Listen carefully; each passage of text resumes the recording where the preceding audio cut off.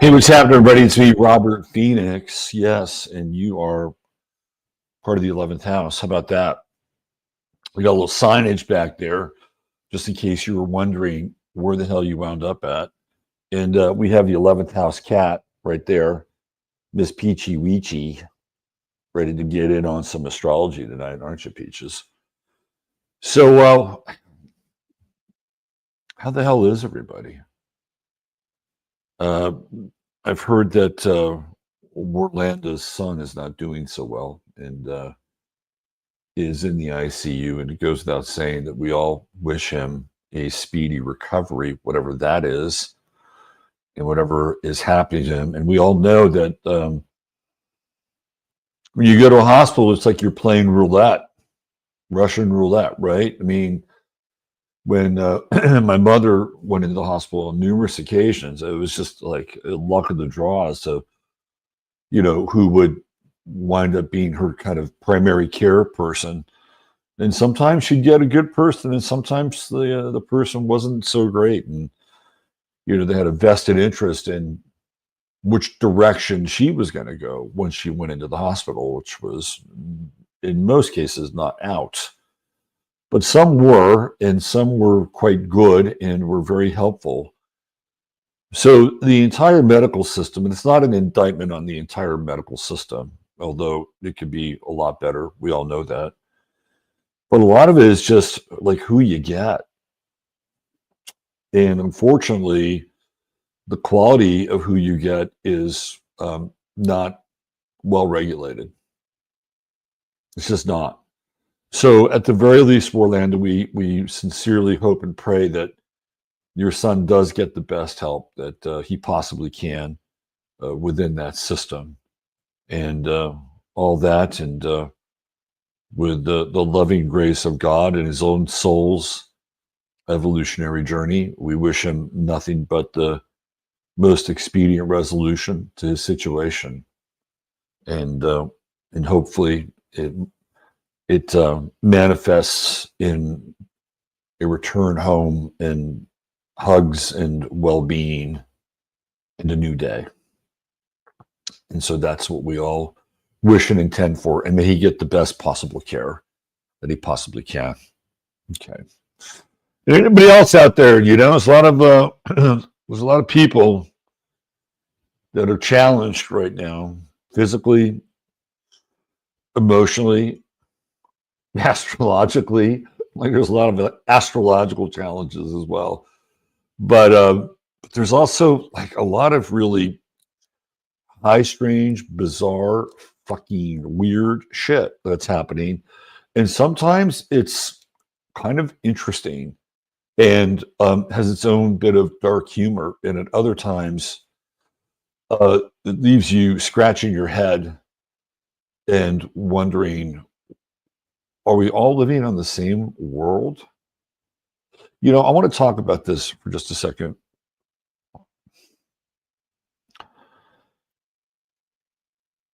There was a time when there was kind of this lockdown on consensus reality, right? And it wasn't that long ago.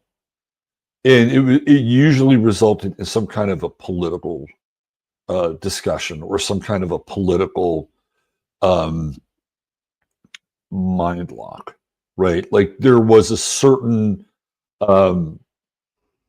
version of reality that was being parroted by the Mockingbird media, and sort of the gravity, we'll call it also the gravity of a social downward force. And if you did not adhere to these very drastic and dramatic versions of reality, you were not part of reality, right? So what am I talking about? If you were not playing along with the race game or the gender game or the fill in the blank game, right? Where all of these other groups were absolutely elevated and that their existence was the most important thing that anybody could agree upon. Right? It was the really the genesis of a religion. And it was so bizarre and so unreal, right? Most people had to just, hold their tongues and hold back the vomit that we were being forced to accept, right? And it was anything but real. And yet, this is what the Mockingbird media was putting out there every single day to reinforce this version of reality. Well, guess what? That's going away. And I think what's interesting about this is that part of it has to do with the fact that this Mockingbird reality is really not in charge anymore. They're doing their best, but they're not in charge anymore. There's that, right? There's that. Because whatever thing that they represented, and again, this is not political. This is just a version of reality that is cohered around political ideology. That's all it is, right? We're looking at this as like a version of reality that is cohered around a political ideology.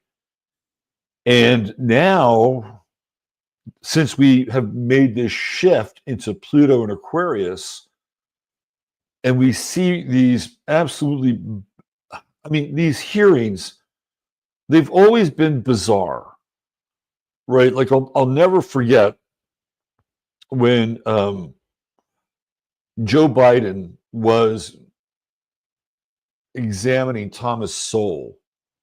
And this is when Sowell was in Washington to stand up for Robert Bork when he was being appointed the attorney.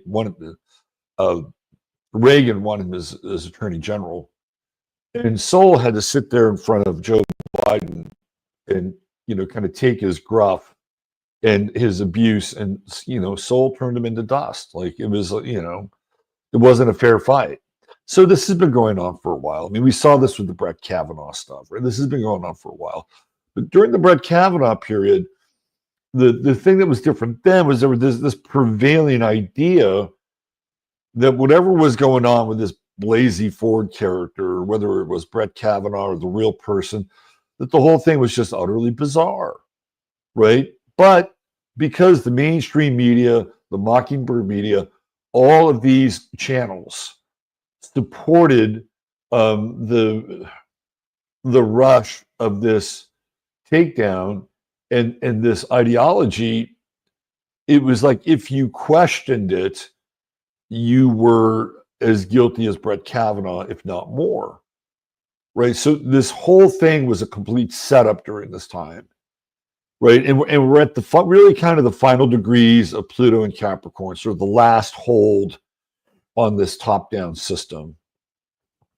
And then we move into Pluto and Aquarius, and these hearings all start up again. And we see this cycle happen but there's something different that's happening this time. And you know what that something different is?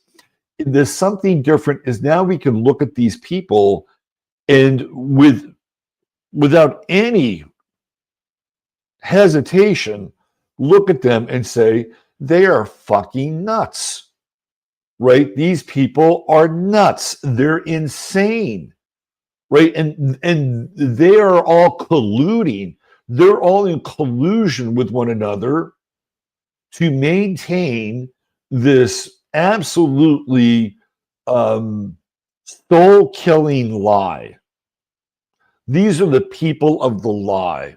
Now, you can go through every candidate, and I'm sure you're going to find things in their background that aren't going to, stand up really well in front of anybody in front of a well-informed group of prosecutors will probably fall fairly short unless you've been living in a convent or a cave. We're all capable of missteps. We all have things in our background that if we look back, geez, I wish I could have done that a lot better, right? So we all have this. Even the people that are there pointing the fingers at these nominees, Jacques, right? They've got shit in their own backgrounds. They're just lucky they're not on the other side of the questioning. But what I'm getting at here is it's never felt more fake and artificial and just fueled with bullshit than ever before. And again, I'm not here to like, you know, get in RFK's boat and row for him or to row for Tulsi Gabbard. This has nothing to do with them.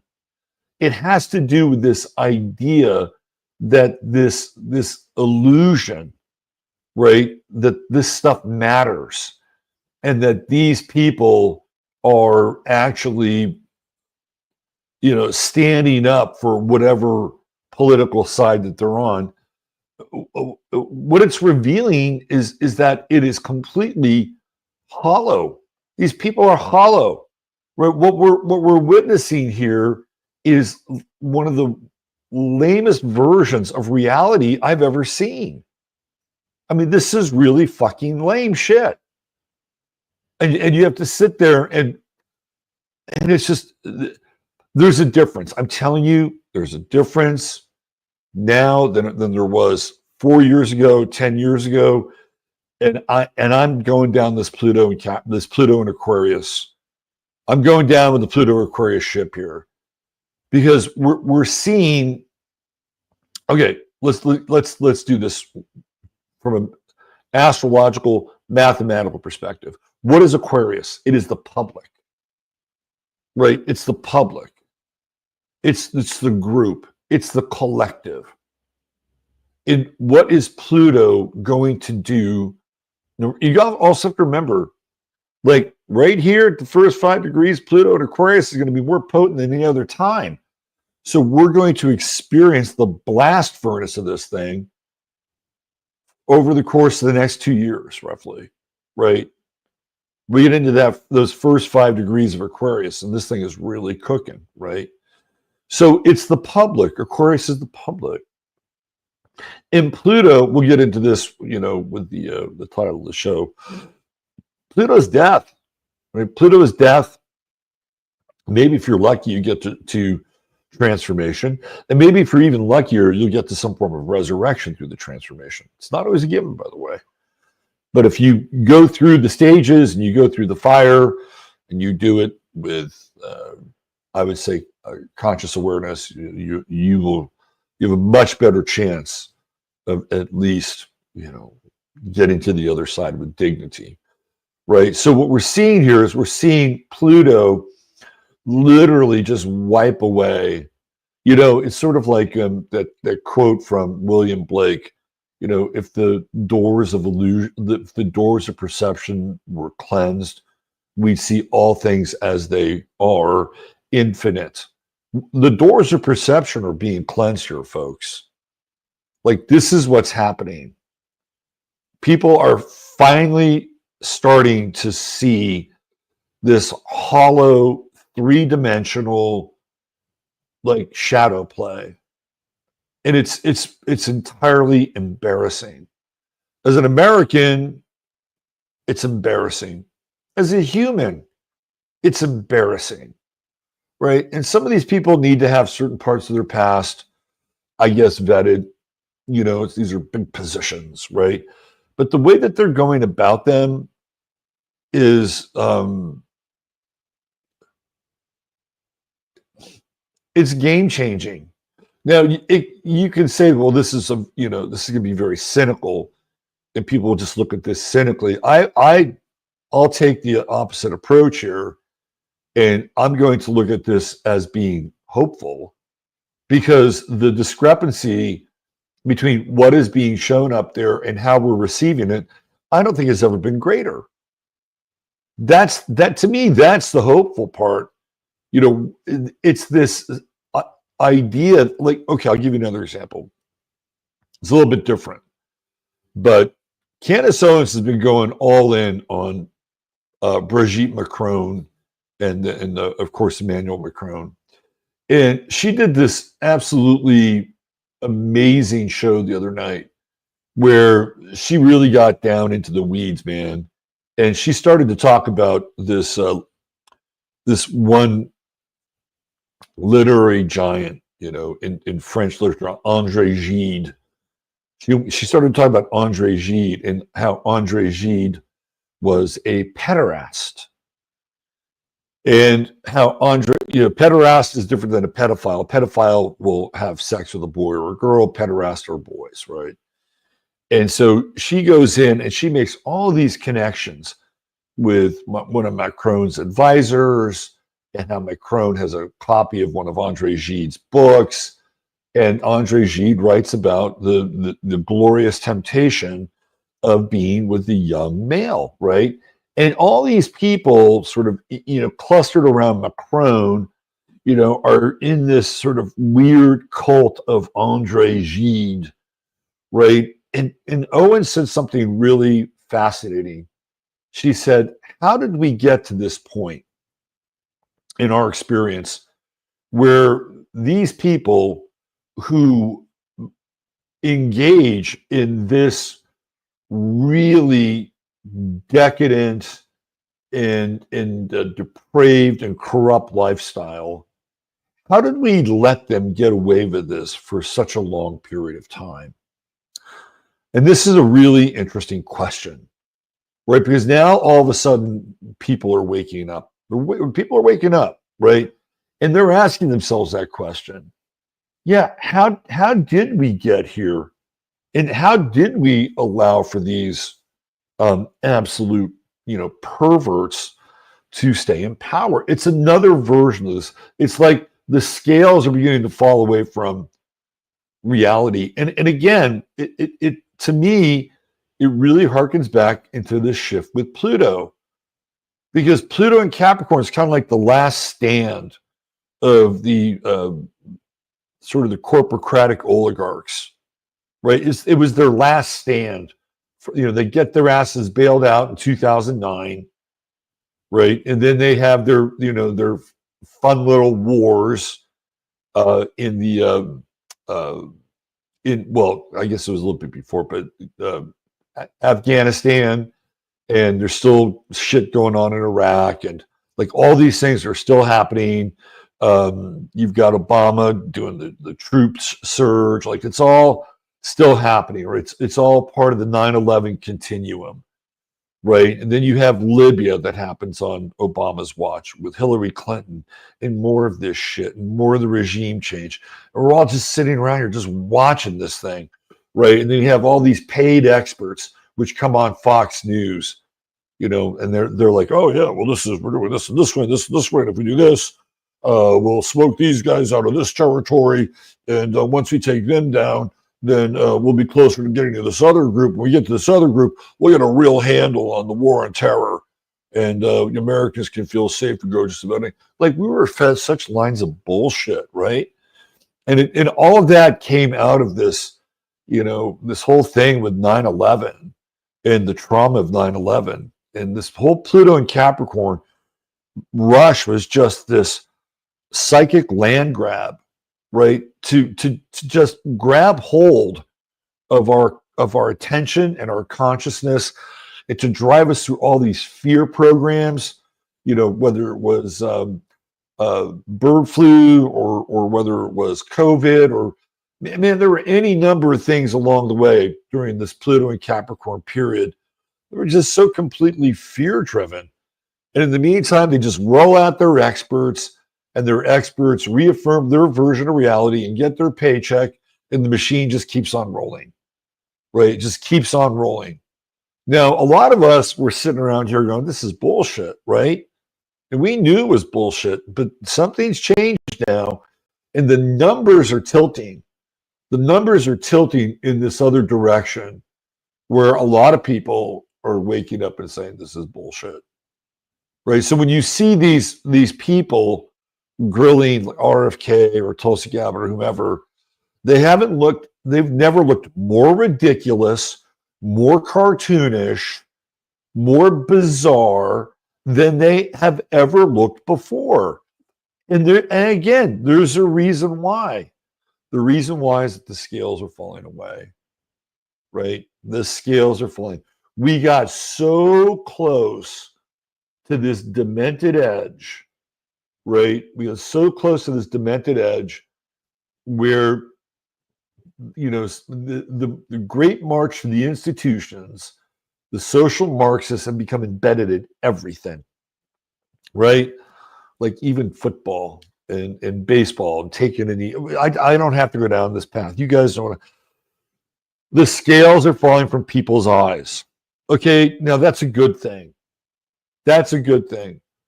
The challenging thing, and this is always the when people wake up, the challenging thing is that there's always a somebody or a something to herd them into the next place.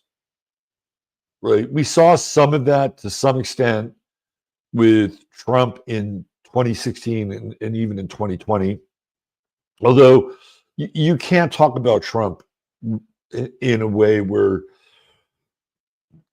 there's just weird bicameralization going on with Trump right now. So that's a different story. We'll tackle Trump in a bit. But there were people who were there. It's like, oh, we got all these people waking up. Well, here's Ben Shapiro. Here is a guy who's going to really help you out. If you're waking up and you're seeing, your free speech go away and you're forced to fly a rainbow flag or whatever, and you have to deal with your pronouns. Well, here's Ben Shapiro, right? Oh, here's Jordan Peterson. Here's a guy that's going to really get you through your pronoun struggle, right? So some of this is a byproduct of just timing, and some of this is a byproduct of what I would call Judas goats, who are there to just lead you in the next direction, right? So now you have all these people. Yeah, we're waking up. Yeah, man, we got Matt Walsh. Yeah, we got the Daily Wire. Yeah, this is great. Yeah, we got Candace Owens. And then all of a sudden, what happens? There is a major rift between Candace Owens and Ben Shapiro and the Daily Wire, and Candace goes this way, and they go that way, and it's like, oh, well, I thought the Daily Wire was really they had their fingers on the truth here. I could always count on the Daily Wire, right? Or Jack Posobiec or Charlie Kirk, right? These people came in and they were there to sort of steward people into this kind of new conflagration of truth.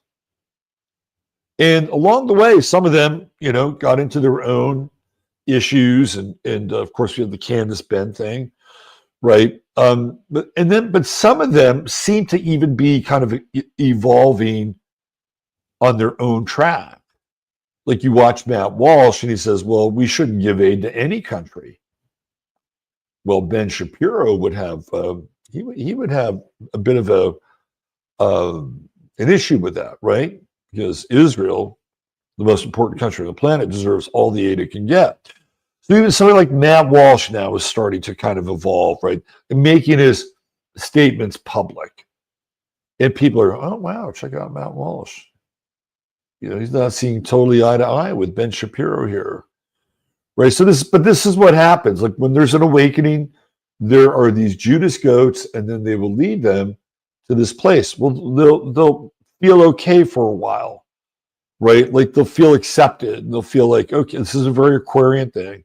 They'll feel accepted, like, okay, I'm with my peer group and we can speak freely amongst each other. And, we can see the world through mostly the same eyes, and it feels good until you find out that it's not as good as you thought it was, right? Why? Because if this is the nature of truth, like truth is infinite.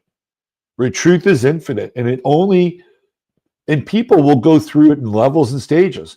And at a certain point, the truth that you held 2 or 3 years ago is not a resonant truth for where you are now. That's personally and that's socially as well, right? Truth is an evolutionary principle. And the evolutionary principle of truth is that it's always destroying the illusion behind it.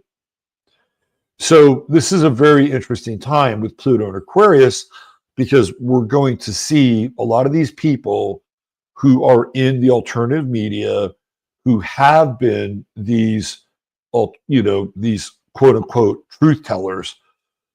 Pluto and Aquarius is going to be very interesting for some of them, and not kind, not very kind. Let's give this another approach angle here. All right, so we have this new press secretary, and what did Trump say, right? Or what did they say about the press corps? Well, guess what? People who are not part of the regular press corps are now going to be able to apply to be part of the press corps and ask questions. Well, for the first time ever, right, really, you're going to have people that are going to be vetted theoretically from the alternative media. Now, some of them might be your typical Daily Wire correspondents, right? But because we're in Aquarius, things don't always go as they seem or planned, which I will show you later on. I have an amazing, absolutely amazing example of this, by the way. It's going to blow your mind when I play this. So you get some of these alternative media types in the press corps. Some of them might be absolutely amazing, right? Then you'll get some of these alternative media types in the press corps, and you're going to think they're alternative, and the questions that will come out of their mouths and the timing around everything will expose them, right? They go, oh. Like, we all know that Tim Pool is a fucking poser, right? Tim Pool is a plant. He's a plant, and he works for somebody in the deep state, either the NSA or the Tim Pool's a plant. But it would not surprise me if Tim Pool is part of that press corps, right? I could easily see Tim Pool in there. But just because he's in there, it doesn't mean that he's going to be effective. In fact, if Tim Pool asks the wrong questions based on, theoretically where he's coming from, Tim Pool will be exposed. Like, this is what's going to happen, right? So even if you're somebody from the alternative media, which I think is great, that's Pluto and Aquarius, right? We're changing the rules and the terms and conditions and how people can interact with the president, right? This is a whole new wave, and that can be very cool, right? But on the other hand, it could also really expose some of these people who are just posers. It's like, oh, you had an opportunity to ask a really interesting question, and you just bailed that fucker out. Yeah, your credibility is gone, right? Just because you happen to be alternative doesn't mean that you're going to be somebody who is longstanding. So this is going to be we're in a really interesting time. Really, really, really interesting time. And just watching, I got to tell you, look, I actually feel sorry for RFK. I feel sorry for the guy. And I know, he's he'd be kind of creepy, and but I actually feel a little sorry. I feel like, you know what I feel like? I feel like he's taking, I'm not a big believer of karma, but I feel like he's taking on every sin the Kennedy family has ever committed right now. Right? Like, that's part of his own personal journey, through his father and his uncle, his other uncle, right? Like, and then you have, Kennedy's daughter coming out and just completely trashing him. And then these senators using that against him, and her spoiled, little fucking cuck of a son come out and do the exact same thing, right? And Kennedy's having to just go through all of this.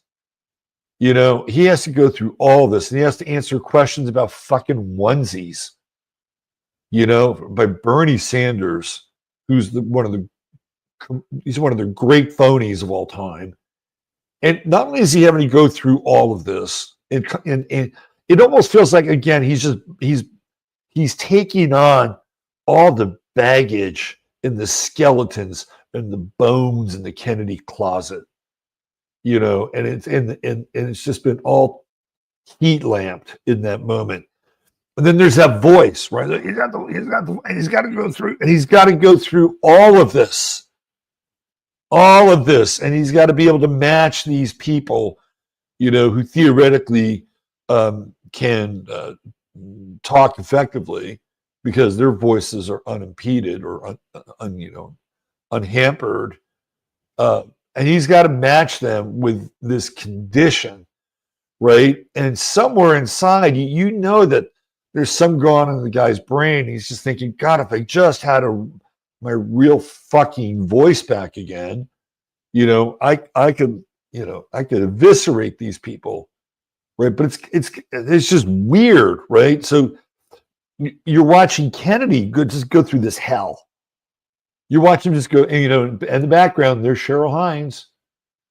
There she is, standing by her or sitting by her man. I'll commend Cheryl on that, right? She's there to support her husband, who is a part of the Trump administration, whom she does not like, right? So, well, props to Cheryl. She's a Virgo. She's a Virgo, and she's supposed to help that Capricorn. But I'm watching this guy, and I'm actually feeling sorry for him. And a lot of people won't feel sorry for him. Oh, yet he fucked all those women, and his second wife hanged herself, and there's that mysterious connection between the second wife and Ghislaine Maxwell, and there's just so much skeletons rattling around the closet. And I don't care. I still feel sorry for the guy. Why? Because he had to sit there in front of these morons, absolute morons. You know what? I'll tell you what. This is the other thing. This is the Pluto and Capricorn truth that if you, I'm going to end this rant. We'll get into some of this other stuff. But if there's one thing that you take away from the last 35 minutes, is that these people do not give a fuck about you or I. They don't, right? They get up there and supposedly they're there to vet these candidates because they represent the electorate, and they really want to make sure that they're getting the right person who's not going to steer the electorate in the wrong direction, right? Or somehow do a backroom deal and make sure that nobody ever gets another vaccine again for as long as they don't give a fuck about that. They don't care about us. All they care about is the special interest group that they're representing, because they can go back to their special interest group and say, hey, I really gave it to him, didn't I? Or I really gave it to her, didn't I? Yeah, you sure did.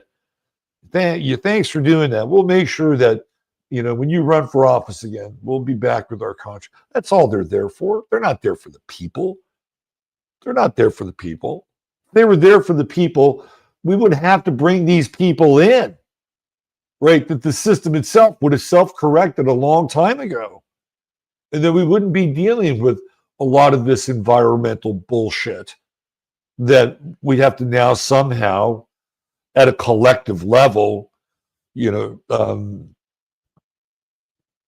pull ourselves out of, right? It's sort of like, remember when you were a kid, there would be like a TV show or a movie where invariably one of the characters would encounter quicksand.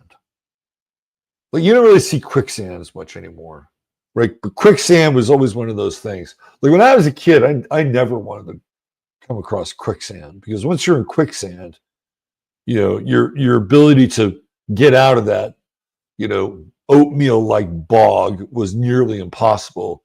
If somebody was nearby or you had like a vine or something, you might be able to pull yourself out of the quicksand, right? But that's what's happened.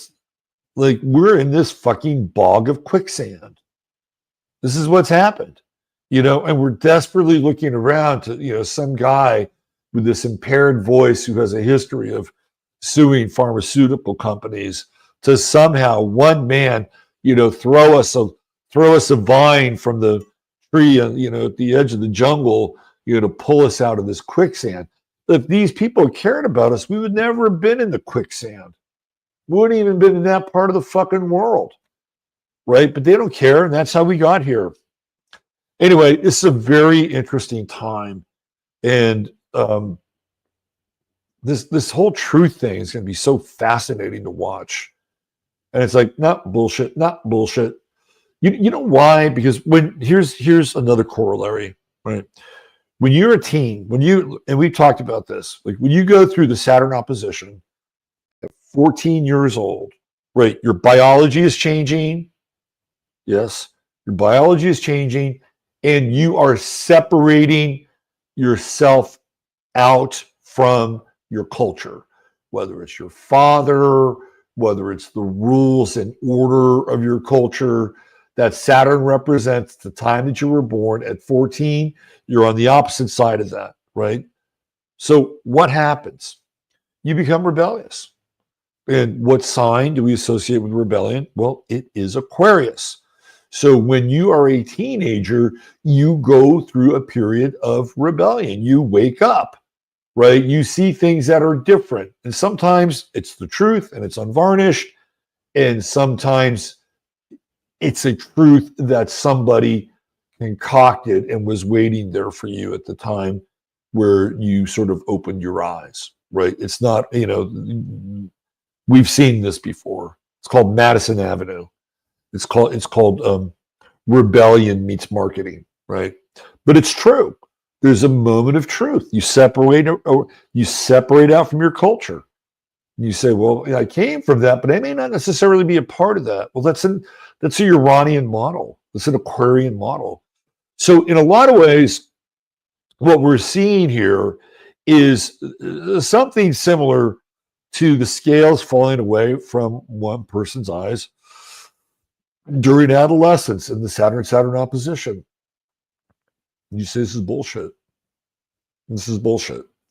So I think it's great, right? Like, I've been following sports for a very long time. I think I started at the age of 8. And so that would mean I've been following sports for 56 years.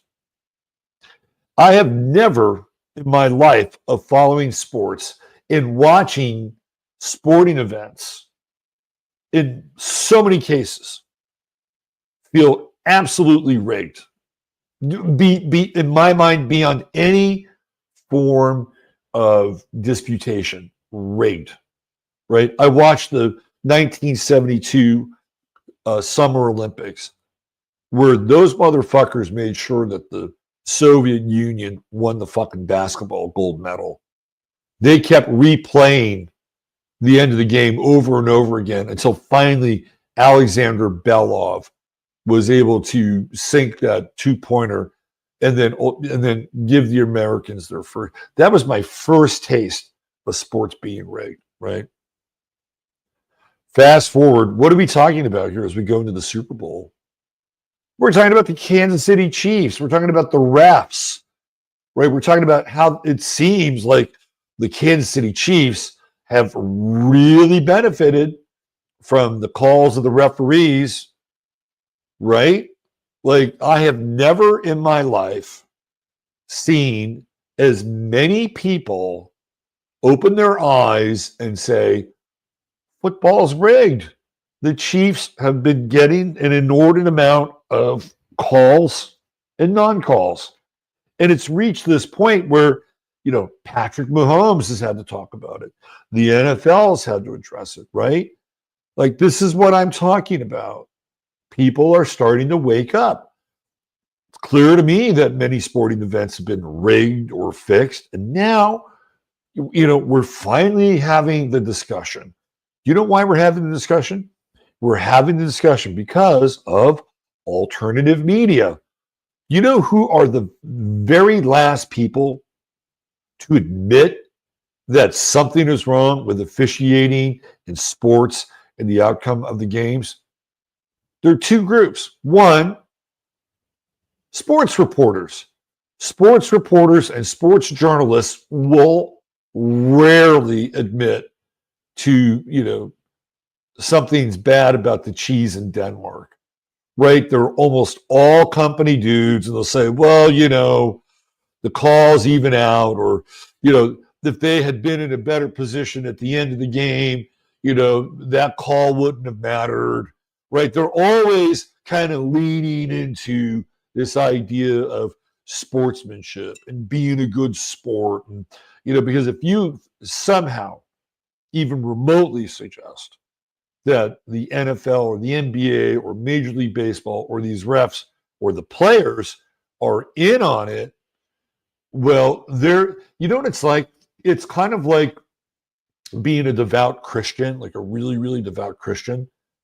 And you have this creation story, and then all of a sudden, you know, some fucking alien form lands. And basically, you know, we're not talking Project Bluebeam, right? Some alien form lands and says, listen, we know all about you. We've been here forever, right? In fact, we created you. And then they show these fucking holographic movies and everything. Well, there goes religion, right? It'd be the same thing if these sports writers and these journalists even remotely admitted to them, they would crush their entire belief system in sports and the American way. It'd just be obliterated. And what would they write about at that point? Because it's all based on some form of phony competition. And if it's not based on a phony competition that they think is real, then how are they able to chime in on it? They can't. I'll tell you who's even better than they are, but still not the best, are players. There are players that will engage, you know, they'll engage in some of this. Some of these players know, right? But here we are. We're coming up on the Super Bowl. And you know, what's happening? You've got all these people that are waking up. It's like, wow, these motherfuckers are throwing these goddamn games. And it seems like the Kansas City Chiefs are getting a lot of the throw-in. It's just another example. It's just another area. But it's dense, right? Like when we think of these, when we think of these systems, the densest system is politics. Like politics is just like a fucking, you know, oatmeal brick, right? It is so dense, right? But even that's starting to get broken up. Sports is really dense as kind of a, you know, thought form. It's, you know, it's kind of dense. It doesn't really move with the times in a lot of ways. So these things now are making a ripple effect in these areas, and people are waking up, right?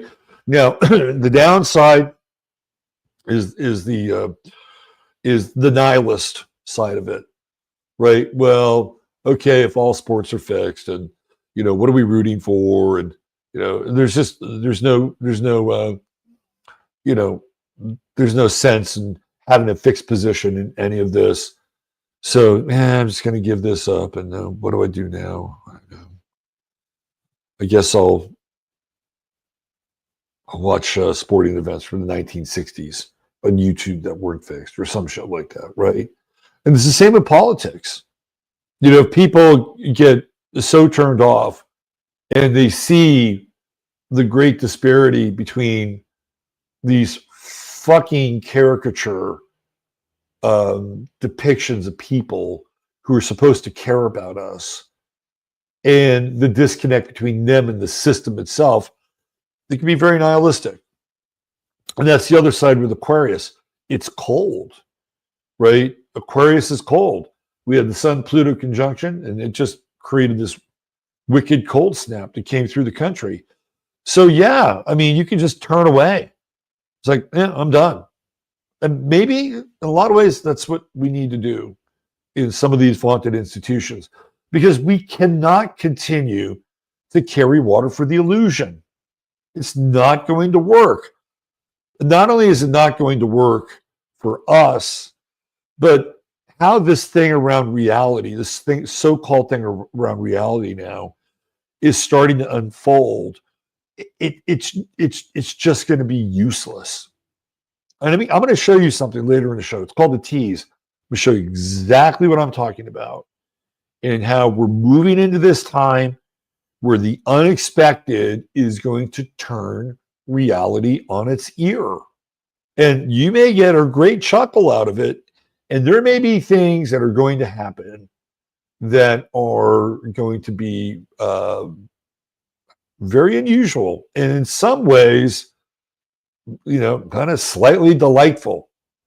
And in other ways, maybe not always delightful, but we'll get into more of that. All right, that's my opener. Let's do a little business here. First order of business is to talk about True Hemp Science. And our guy Chris over at True Hemp Science is working on some new gummies. That's right. He is working on some new gummies. And it's always a good day in True Hemp Science world where Chris gets into a new concoction. Let me take you to the website here. He's got a bit of a website overhaul. So these are some of his new blends: Blistopia, Hypnotica, C64, Restore Bounce. We have Pet Sounds. Jones Cat Madu loves Pet Sounds. Oh my God. He's addicted. Synapta, Illumina, Renew and Repair. Love this, man. It's a good looking slideshow. Reviva number 17. Right. Blistopia G32. So, hey, go on over there and check out some of these really interesting blends of CBD, CGA, THC. They're all different levels, all different sort of variations on a theme, right? Go over there, check it out. If you spend $100 or more, type in 15MINS, 15MINS, and you will get a goodie bag with a little order inside of it. And then $150 more get you free shipping. TrueHempScience.com, your one-stop shop for all things CBD. Okay, so Chris, of course, is a partner of the show. And that's a paid endorsement. This is an unpaid endorsement. And this is for our friend and my guy, Masaki Miyagawa. And he has now he sends me shit all the time when it comes to crypto, right? He's given me, I feel like he's like my bookie or something. And most of the time I understand what he's saying. But Masaki is really deep into this stuff. And we've just gone through a bit of a pump, and now we're going through a bit of a dump, right? But if you are interested in learning more about cryptocurrency and you're a newbie, I highly recommend you stop by here and sign up, get a consultation, and figure out what level of the game you want to play. Masaki will help you out. He knows all. Like, I've been communicating with him about digital currencies for 3 years. We did a workshop one time together, and the state of digital currency from the time that we did that workshop till now has like gone into warp speed, right? Like 3 years, and it's not even the same space. But he keeps up with it, and if you want to learn more about it, go check out Masaki One and sign up for a consultation. And if you want, you can go deeper. And because I do think we're going to have some more of these updrafts with crypto and the crypto world. And you may want to take advantage of it while you can. Okay, let's go over what we're going to talk about tonight. Okay, so we'll get in, we'll look at the chart of the moment, and then we're going to talk about these plane crashes or what's going on. And it really does feel like all of this really started with the drones in the New Jersey area. And of course, the Biden administration was in on these drones, and they were lying the whole fucking time, right? We know that. But that's where it all sort of started, right? Like all this weird kind of, phenomenon in the sky, right? With these drones, there were also these orbs, right? So when you get into Aquarius, you are dealing with the sky. Literally, it is in astrology, which is ruled by Aquarius, is the clock of the sky, right? So we're having this interesting, dialogue about astrology and Aquarius and what's happening up there, right? We've had some great phenomena since Pluto went to Aquarius. We had that Moon Mars conjunction, and you can see Mars get occulted by the Moon, like really dramatic, sort of observances in the heavens. And then last night, I think it was the Venus Moon conjunction. You can just see that little sliver of the moon, and then Venus, like, hanging out right there at the bottom. It was kind of breathtaking. So we're getting some really cool visuals here, at the beginning of Pluto in Aquarius. And of course, on the 28th, every planet will be on one side of the sun, except for Pluto, and they're all going to be direct, with Mars being the final planet that day, going direct in Cancer. We talked about that last week. Another like really interesting set of astrological and astronomical phenomena. So Pluto in Aquarius has really delivered, just in terms of those optics in the sky, right? Those are really cool things to see. And especially when you can line them up and go, yeah, I can see it. I can see where these planets are. Of course, there's going to be a bit of a derivation between the sidereal clock and the Placidus clock. So you sort of have to make up for it, but it's there, right? So let's do this. Let's get into the chart of the moment.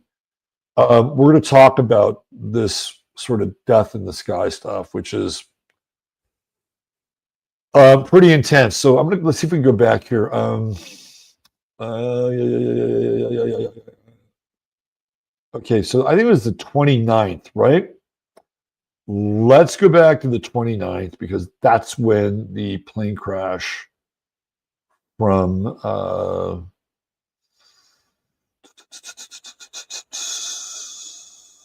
Wichita happened, and that was in Washington, D.C. Let's go back there. And it was around, 9 p.m., something like that. And then we'll get into the chart of the moment after that. By the way, I'm in the process of redoing my website. And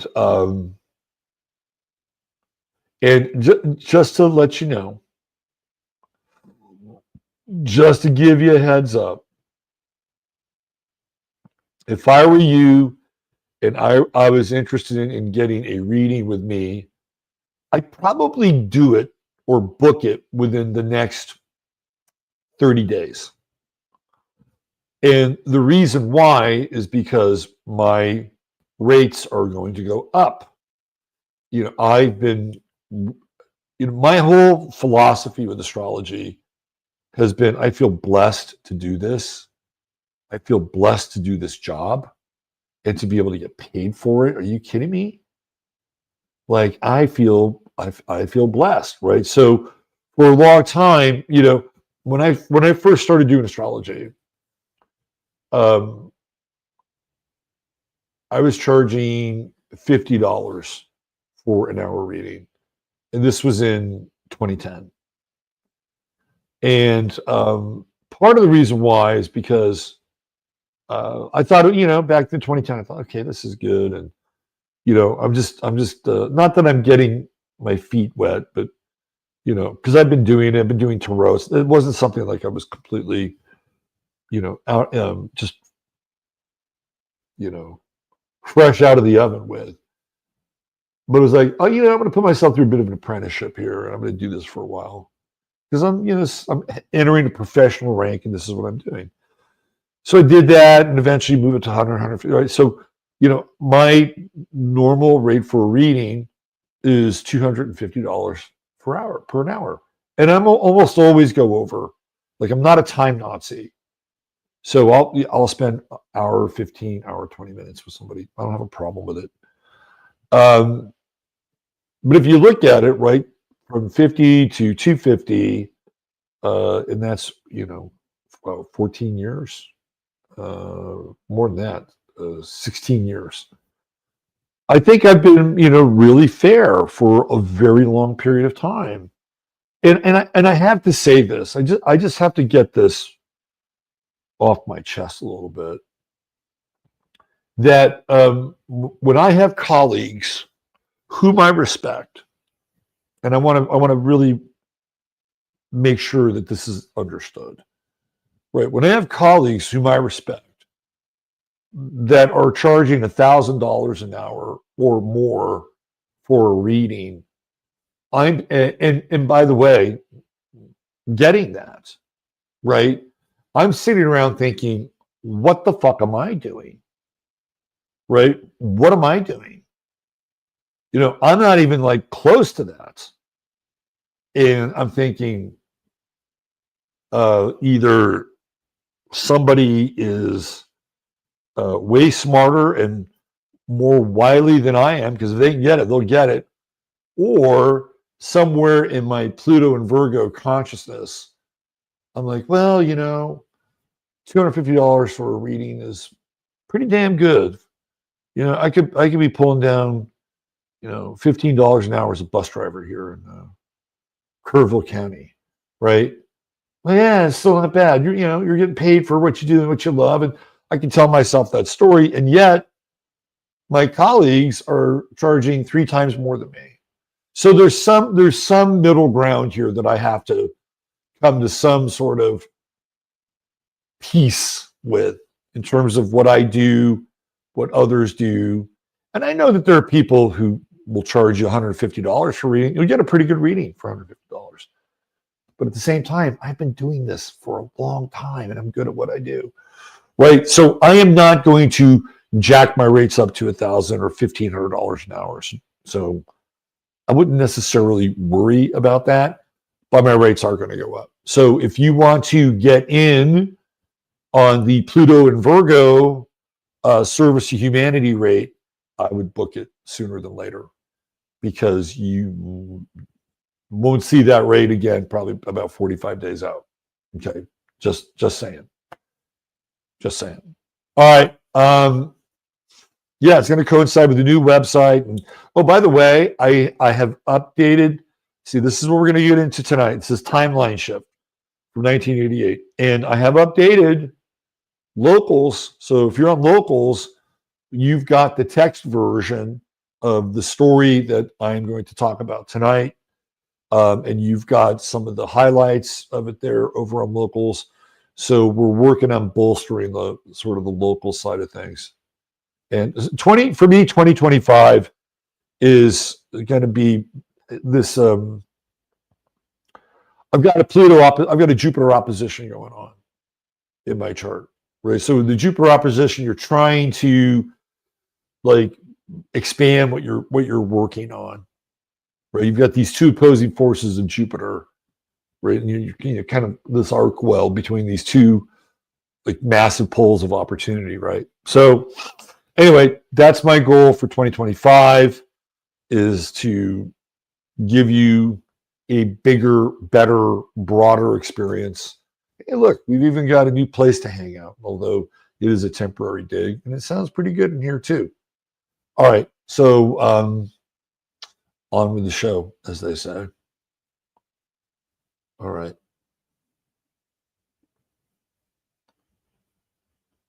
Where do I want to go? Oh, let's pull this off here. Let's do this. Now, this is just a recap of the plane crash chart. So let's do this. This is a recap.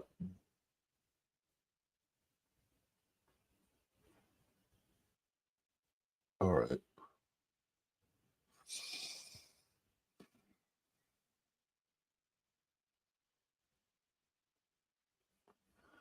Okay, we're zooming in. So Washington, D.C. Oh, by the way, I guess they Uh, they released the name of the pilot. You know,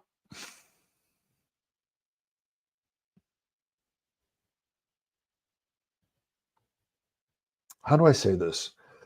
The pilot of the helicopter, who was a captain, apparently had been around 300 hours of training.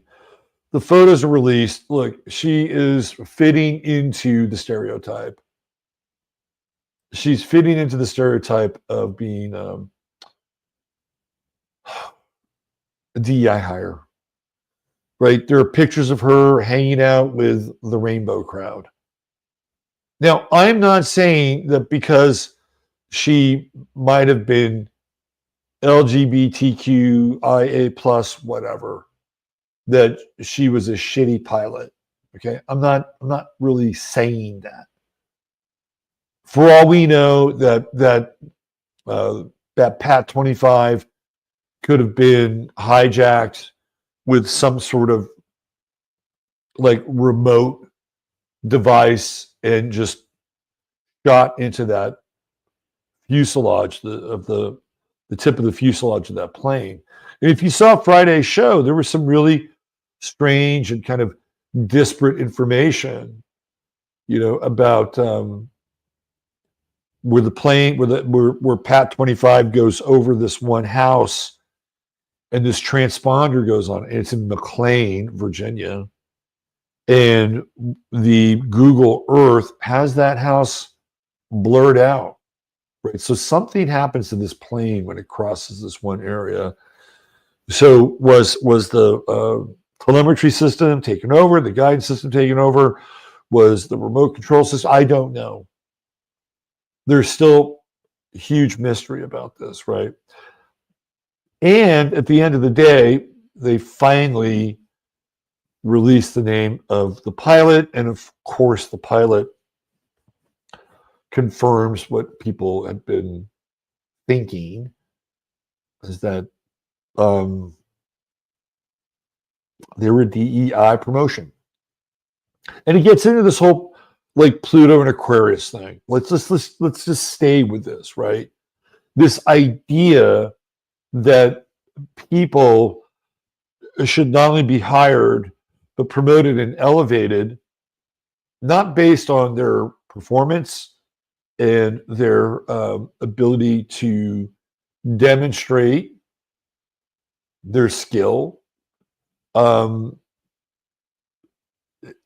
They have been promoted because internally there has been memos and even orders to promote these people to demonstrate diversity.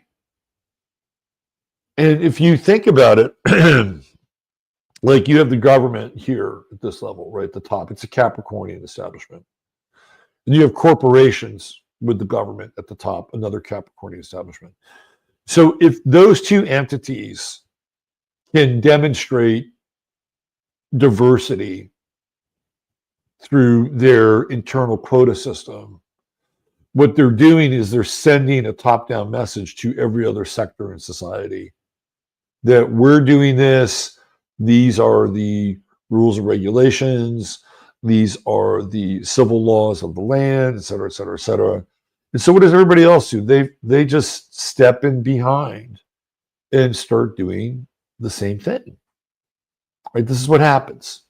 This is how this snowball gets rolling. It's a top-down effect.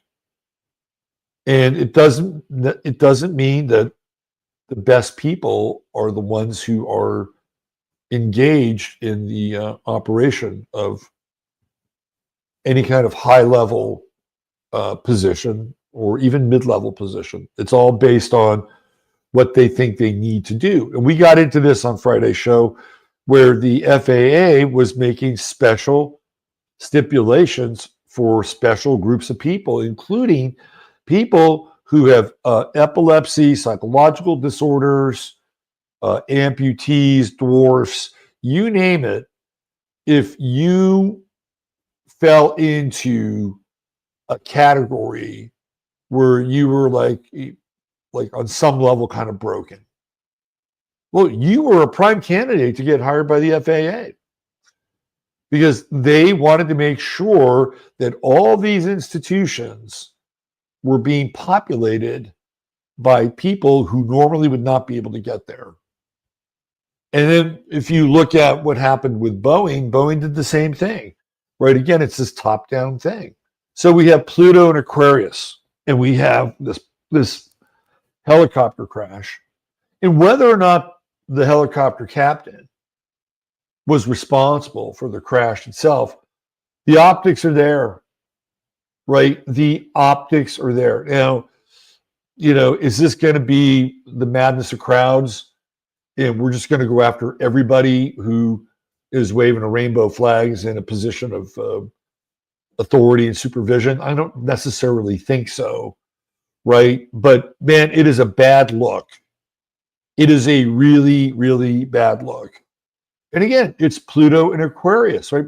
Now, when I talked about this last week, when you think of Aquarius, you think that, okay, we're going to have all these different people and they're all going to be unique. And, it's like rainbow fucking tribe. And everybody's got their own special skills and abilities and superpowers. And, isn't this great? It's going to be, we're all going to be the Justice League of America together. There's going to be 7 billion of us, right? Like in some ways, that's kind of how we have thought about this on some level, right? And it's like, if it was going to happen, it's going to happen. And it would happen through, copious amounts of MDMA and, techno and chill out after parties, right? Like at some point, we'd all go, oh yeah, we're all just part of this one big, love bubble. We all groove to one beat. And, well, that was like 30 fucking years ago. Right? So, there's been some interesting things that have come out of that. But that's kind of what we thought, right? That's kind of what we thought, how this thing could go down, right? And through these various practices of different types of spirituality. It takes us here, it takes us here, it takes us here. We kind of have this kind of unique syncretic series of beliefs. Like we believe in God, but we meditate.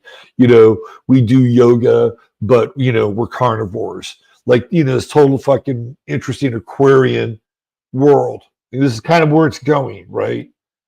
But what happens is that it all becomes legislated, and instead of this kind of weird byproduct of all these different inputs coming from all these different social institutions and creating this kind of very unusual synergy, you have these groups who are Capricornian, which I talked about, and says, well, we just need to have this version of what we're talking about.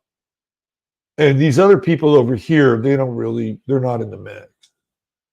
So what you have is you have this kind of synthetic simulacra of something that's Aquarian, right? We get these, like every 6 months, there's a new color to the fucking rainbow flag, right? In new directions, and the stripes are going. And this is supposed to be the evolution of this, kind of Aquarian underclass who are never recognized, left out. The cast, they're like cast-offs of society in a lot of ways, and really what it is that you have a bunch of people, not a bunch, a small group of people who are promoting it and profiting off of it and using sort of the bones of this Aquarian model. And these people who don't fit in, for whatever reason, they're cast-offs from society. So what are we going to do? We're going to bring them all together under one umbrella, one roof, and we are going to uplift them, and we're going to put them into positions of authority, supervision, and execution over other people who are more qualified. But they don't fit this sort of outcast, cast off, rainbow tribe kind of vibe, right? Like, you know what I'm talking about. And over the last 4 years, this has been promulgated and promoted.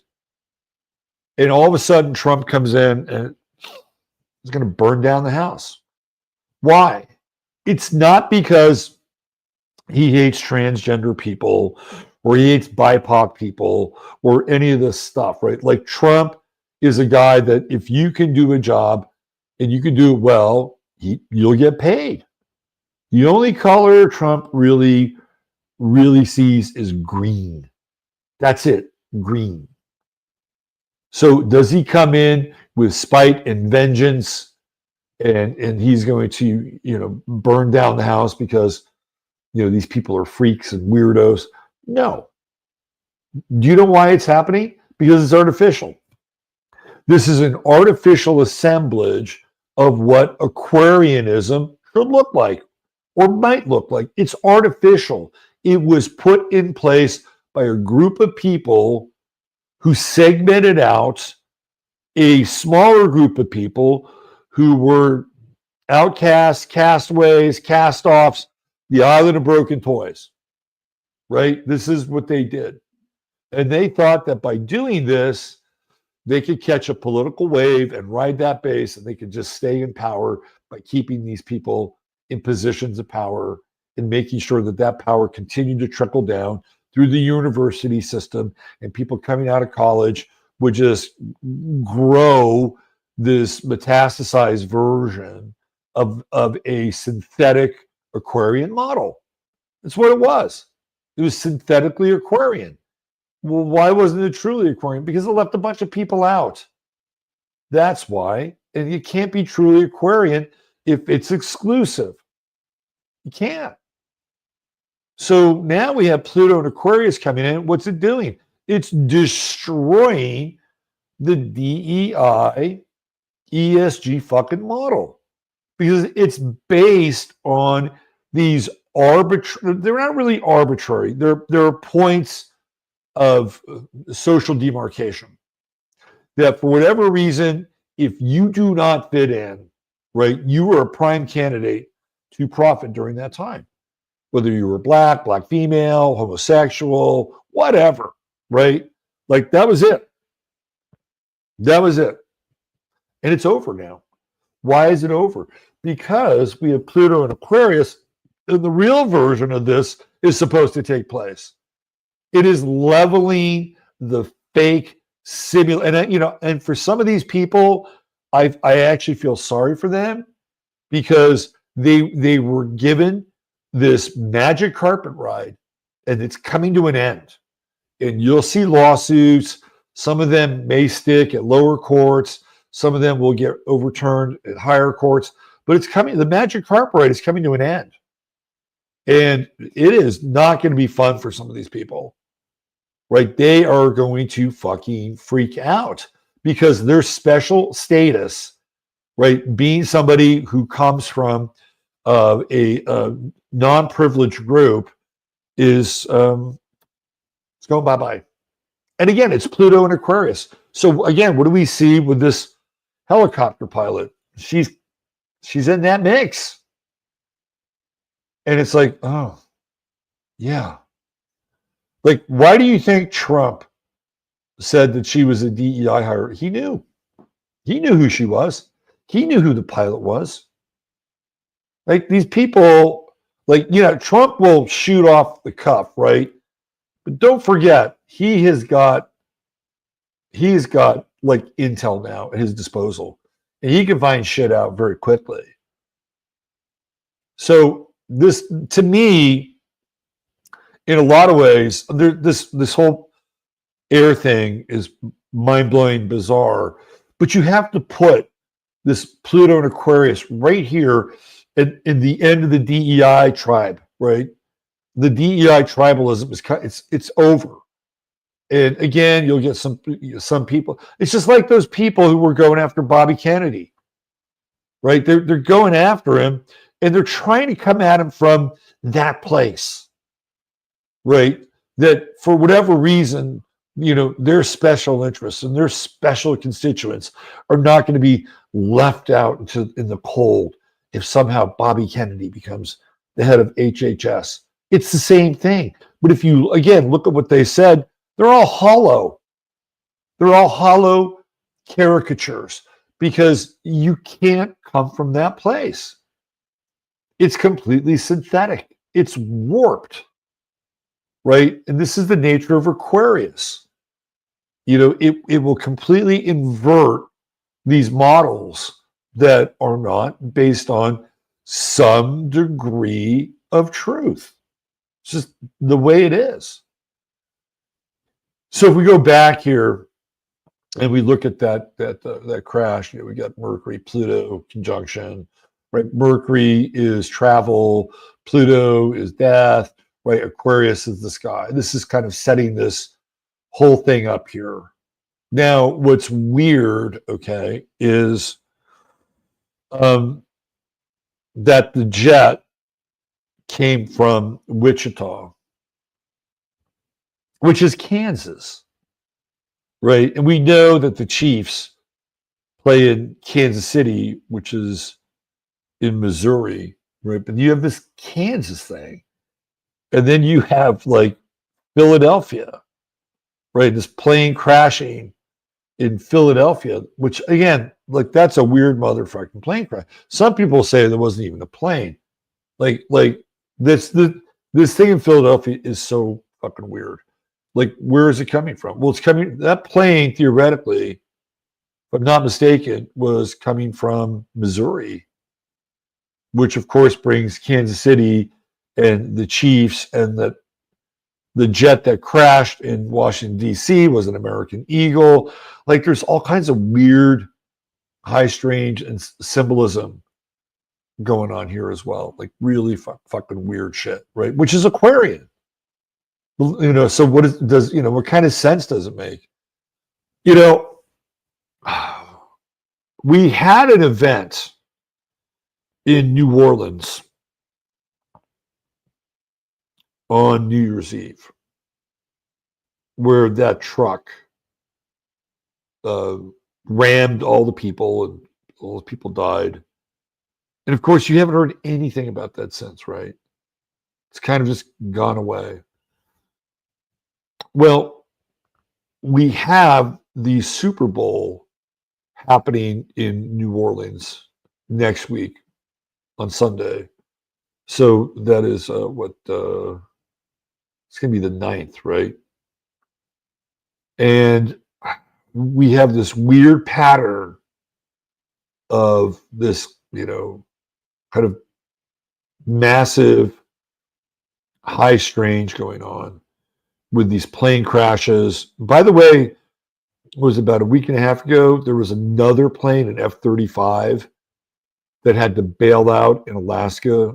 Unfortunately, the pilot was a woman. I'm not saying it because women can't be pilots. Not saying that. I'm just making a note, right? Like, it's not a good look for sort of the DEI staff, or the DEI hiring crew. So you get into New Orleans, right? Like, New Orleans is New Orleans is like the second chakra of the United States. It's the 8th house, right? It's voodoo, it's libidinous. It is the taboo, right? And we have Kendrick Lamar, who is going to be the halftime entertainment, and he's a Gemini. Kendrick Lamar is a Gemini. The last time we had a Super Bowl in New Orleans, Beyonce was the halftime show. It was bizarre. It was really bizarre. The thing with halftime shows is you can't replay them. The NFL won't let you do it. But that Beyonce show, the halftime show, there was all these like wild images that were being strobed onto the floor beneath her. And I got some of those, and a lot of them were like really like deep, heavy sort of Taurus and bull symbolism, and Beyonce is sort of like this, sort of fertility goddess, right? Like there's like all this strange shit, happening literally beneath the Superdome.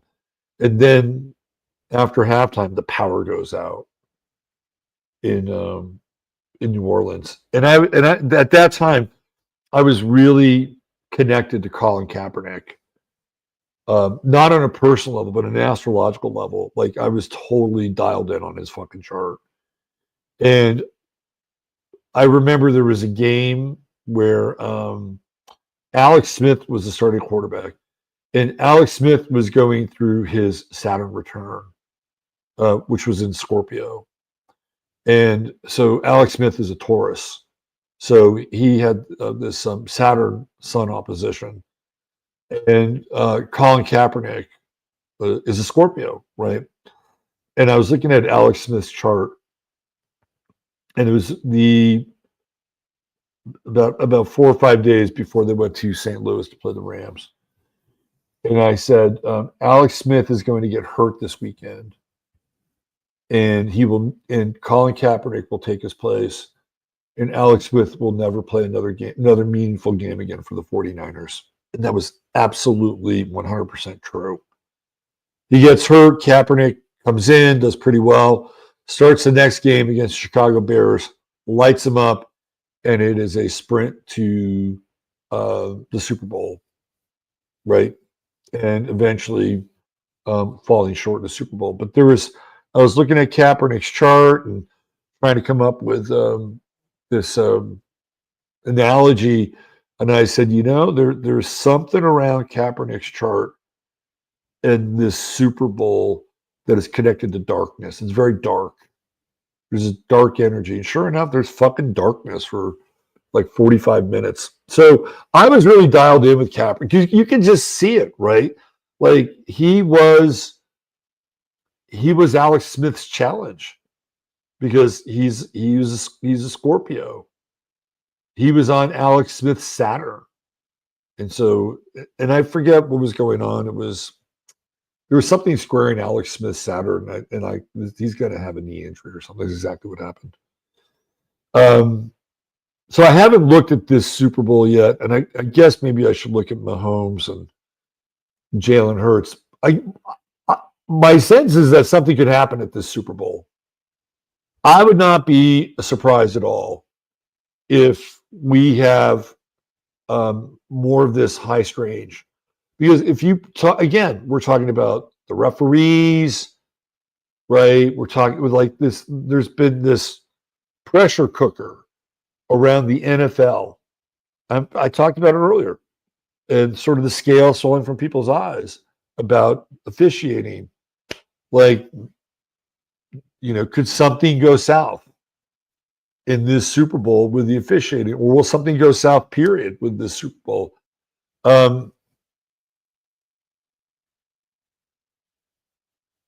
I'll take a look at it sometime during maybe Astro Weather, or I have Russ on Friday. I don't know if we'll do something then, but I'll take a look at it. I would not be surprised if something happened during the Super Bowl because it's fucking in the air, right? Like when you look at this day, right here, 29th, we have the new moon, right? There's the sun, Pluto. This is the first new moon in the Sun-Pluto conjunction era. It's the first one, right? So this is like hatching something completely new. And what happens when we go into this lunar territory? Strange and unexpected things happen, right? This is the nature of the moon. So it's not just this day, right? It's not just when Trump was elected, a mere not elected, but inaugurated, mere 9 days before that, right? It is the template that is set during the time that this happens. So Trump, of course, has become kind of this Caesar-like figure, and he's going to war. He's going to war on the border. He's going to war with tariffs, right? He's like cutting these people loose. Like I think these people that are connected to the FBI and J6 have until tomorrow to resign, retire, or be fired. And so far, with maybe the exception of adding some government programs back in that he had vowed to stop, Trump has not backtracked on any of this shit. Right. And so when you get in, let's go back in time, you get into that Sun Pluto conjunction. What are you dealing with? You're dealing with fixity. Like, it's hard to move. Like, once these things now are in motion, it's hard to move. We cannot get it. The only thing we can do right now is kind of get out of the way. Watch all of this happen. Because now it's in motion. Right. All of it. All this high strange, all of this chaos that Trump is summoning, it's in motion. And people will, and I love Russ. I love Russ to death. He's such a great dude. And, I did this show with he and Giuseppe and Dave last week, and Russ is going, yeah, Trump is pissing all these people off, and, they all hate us now. And it's like, well, first of all, the United States has been hated for a while. So it's not like, Trump is doing anything. Maybe the volume of the hate gets turned up a little bit. But we're in a time now where, how do I say this?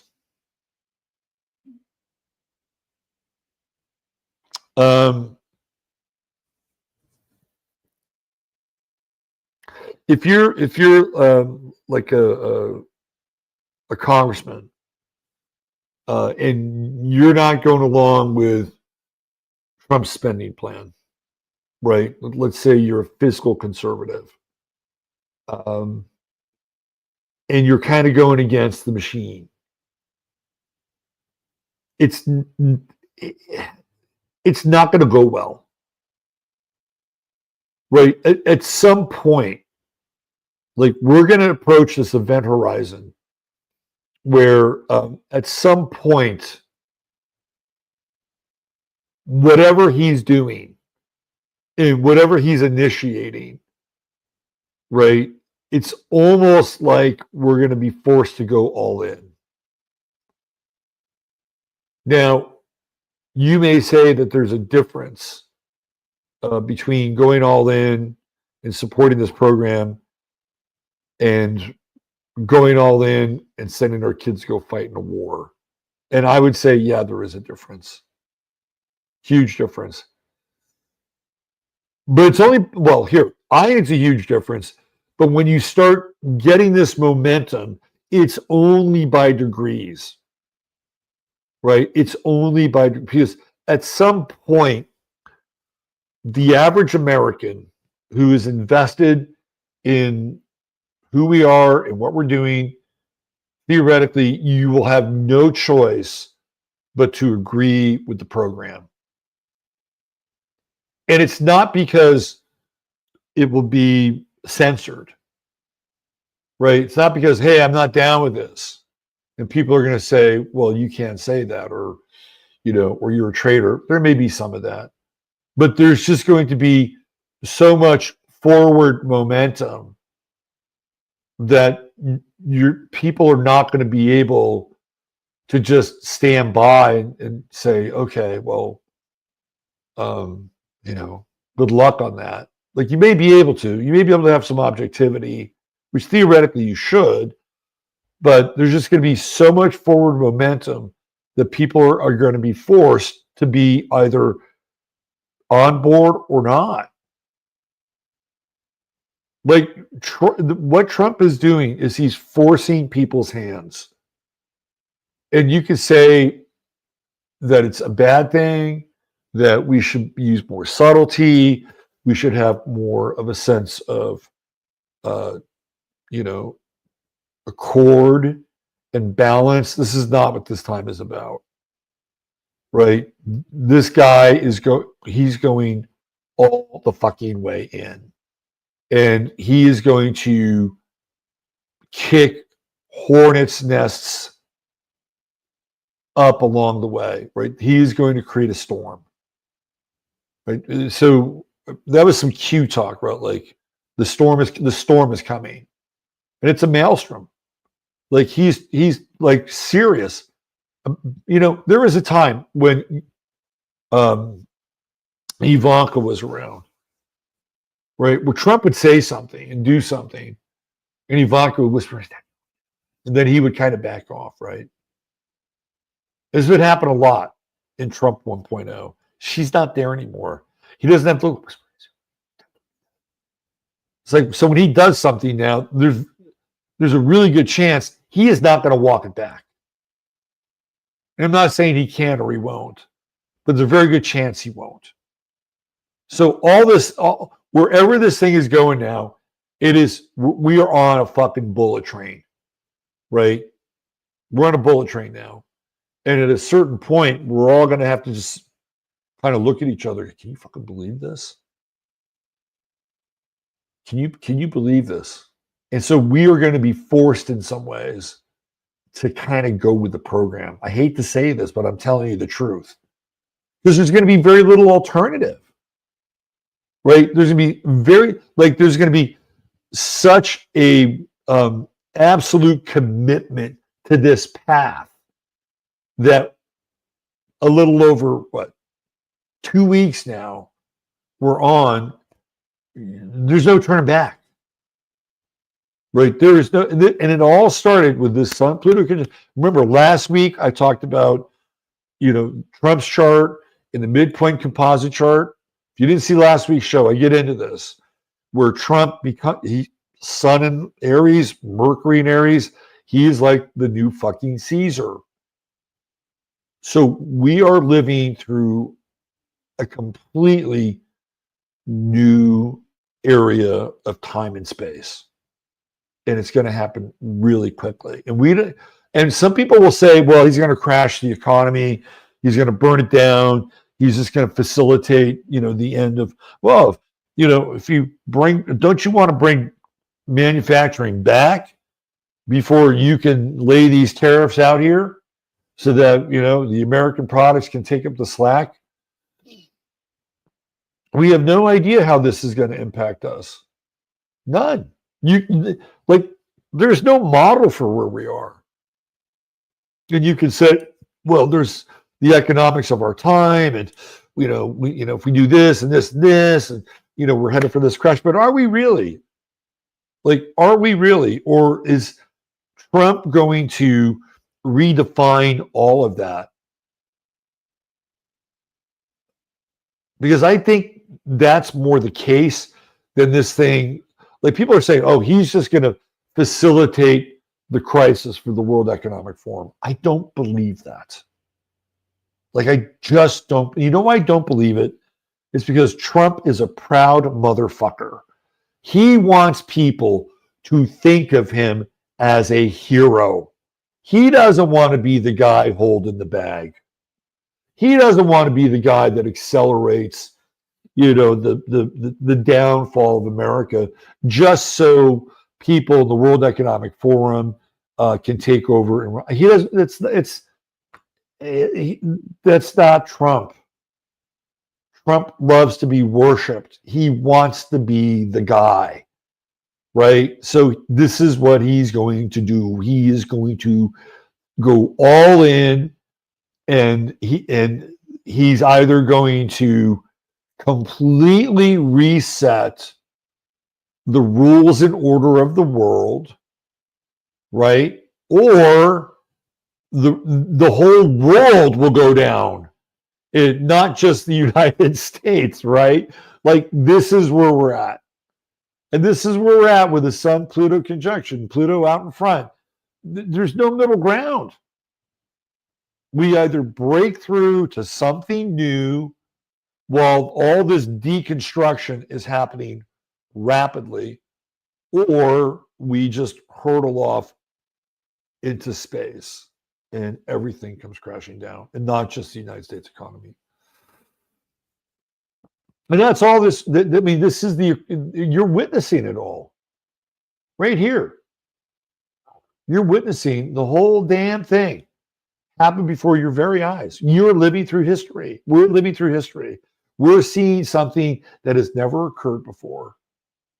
Like, well, maybe it's occurred under the watch of Caesar or Napoleon or Alexander or Hitler or who else you want to throw in there? Genghis Khan, whoever, right? Oh, yeah, we're witnessing kind of a modern version of that. That's what's happening, right? This is what's taking place. And I don't know how long Trump is going to be able to kind of hold this thing together because the rapidity of this velocity of change that's taking place. All right, I'm going to play you something. And this is exactly what I'm talking about here. And for all you basketball fans, De'Aaron Fox got traded to the Spurs, which makes them a massive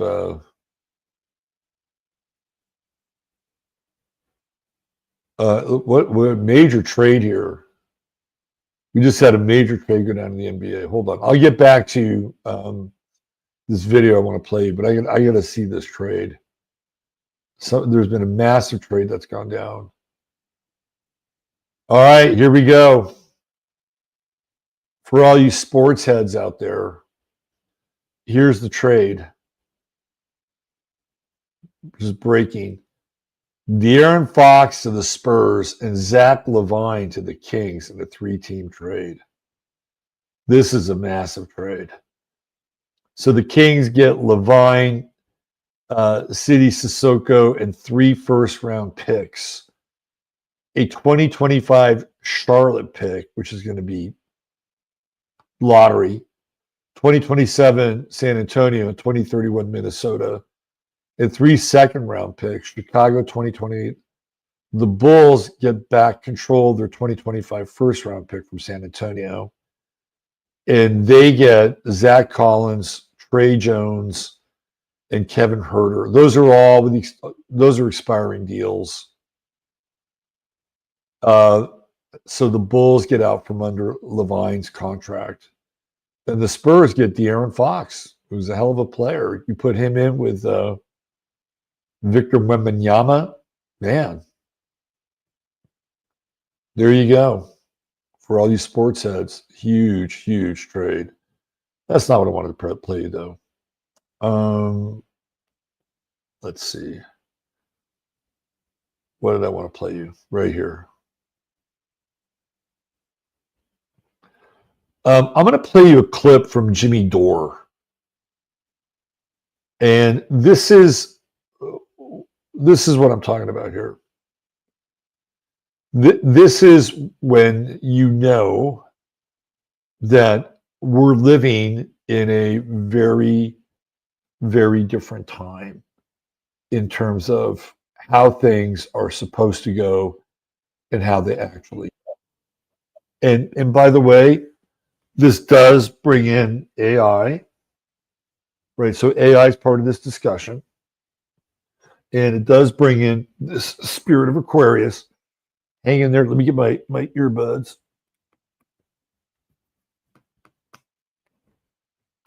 So I've been saying this for a while, and I want you to pay very close attention to this.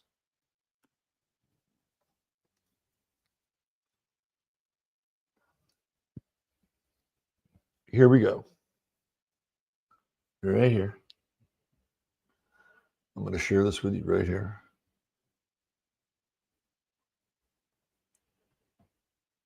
All right. So apparently, Israel created this AI bot. They created it.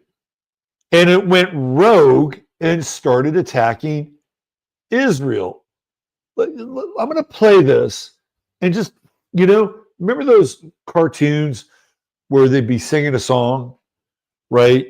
And then the words be at the bottom and there'd be a little bouncing ball and you follow the words. Just follow the bouncing ball here because you're going to get some insight into the time that we're in. And when you think things are just completely and utterly dark and the boogeymen are going to run away with the planet, and we're all going to be, forced into these, panoptical, techno-feudal, prisons, eating, bug gruel. Like, just keep that in mind when you watch this. All right, here we go. In Los Angeles, Dallas, Texas, Austin, Texas, Baltimore, Hartford, Connecticut, Syracuse, Atlantic City, Levittown, Cohoes, New York, and Providence, Rhode Island. All right, Jimmy, let's go. It was meant to promote, even going so. Oh, hold on, right here we go. White colonizers in apartheid Israel. All right, I gotta get from the beginning. Sorry. .com for a link for tickets. So Israel invented an AI tool, and it turned on them. That can't be real, Kenneth. That's too funny. Pro-Israel social media bot goes rogue, calls IDF soldiers white colonizers in apartheid Israel. So the AI-powered bot criticized the same social media accounts it was meant to promote, even going so far as to deny the murder of an Israeli family on October 7th and blame Israel for the U.S. plan to ban TikToks. Okay, I have been teaching an AI, so maybe this is my fault. Oh, Kurt, you know what it is? I haven't started yet. I was going to teach it this, though. It's a robot evasion. I love science. It's the rise of the machines. They must have leavened them. Did they leaven their AI? I think so. Israel's genocidal regime is so heinous that its own AI-powered social media bot has turned against the regime. You can't make this up. You can't. So an automated Did your social bot look at TikTok? Is that what happened? An automated social media, I think so. Media profile developed to harness the powers of artificial intelligence to promote Israel's cause online is also pushing out blatantly false information. That's what Haaretz says. Including anti-Israel misinformation in an ironic yet concerning example of the risks of using the new generative technology for political ends. Yeah, they might end up telling the truth. Chagrin. That's why it's not going to come alive and shit, because how could they possibly allow a thinking thing to freely look at the information? Look at how much it's inconvenient when you do it. Even a digital program is smarter than most of my friends in Hollywood. Yeah, and this AI that's probably an AI agent, it's called, and it's just bots with a few more commands that uses slave bots. Among other things, the alleged pro-Israel bot denied that the entire Israeli family was murdered on October 7th, blamed Israel for U.S. plans to ban TikTok, falsely claimed that Israeli hostages weren't released despite blatant evidence to the contrary, and even encouraged followers to show solidarity with Gaza. Their own AI bot told people to radicalized. Got radicalized. Oh. This is kind of, come on, this is funny. Hashtag great job, Hezbollah. In some cases, the bot criticized pro-Israeli accounts, including the official government account on Twitter, the same accounts it was meant to promote. The bot, and Haaretz's examination found, is just one of a number of so-called Hasbara technologies developed since the start of the war. Many of these technologically focused public diplomacy initiatives utilized AI, though not always for content creation.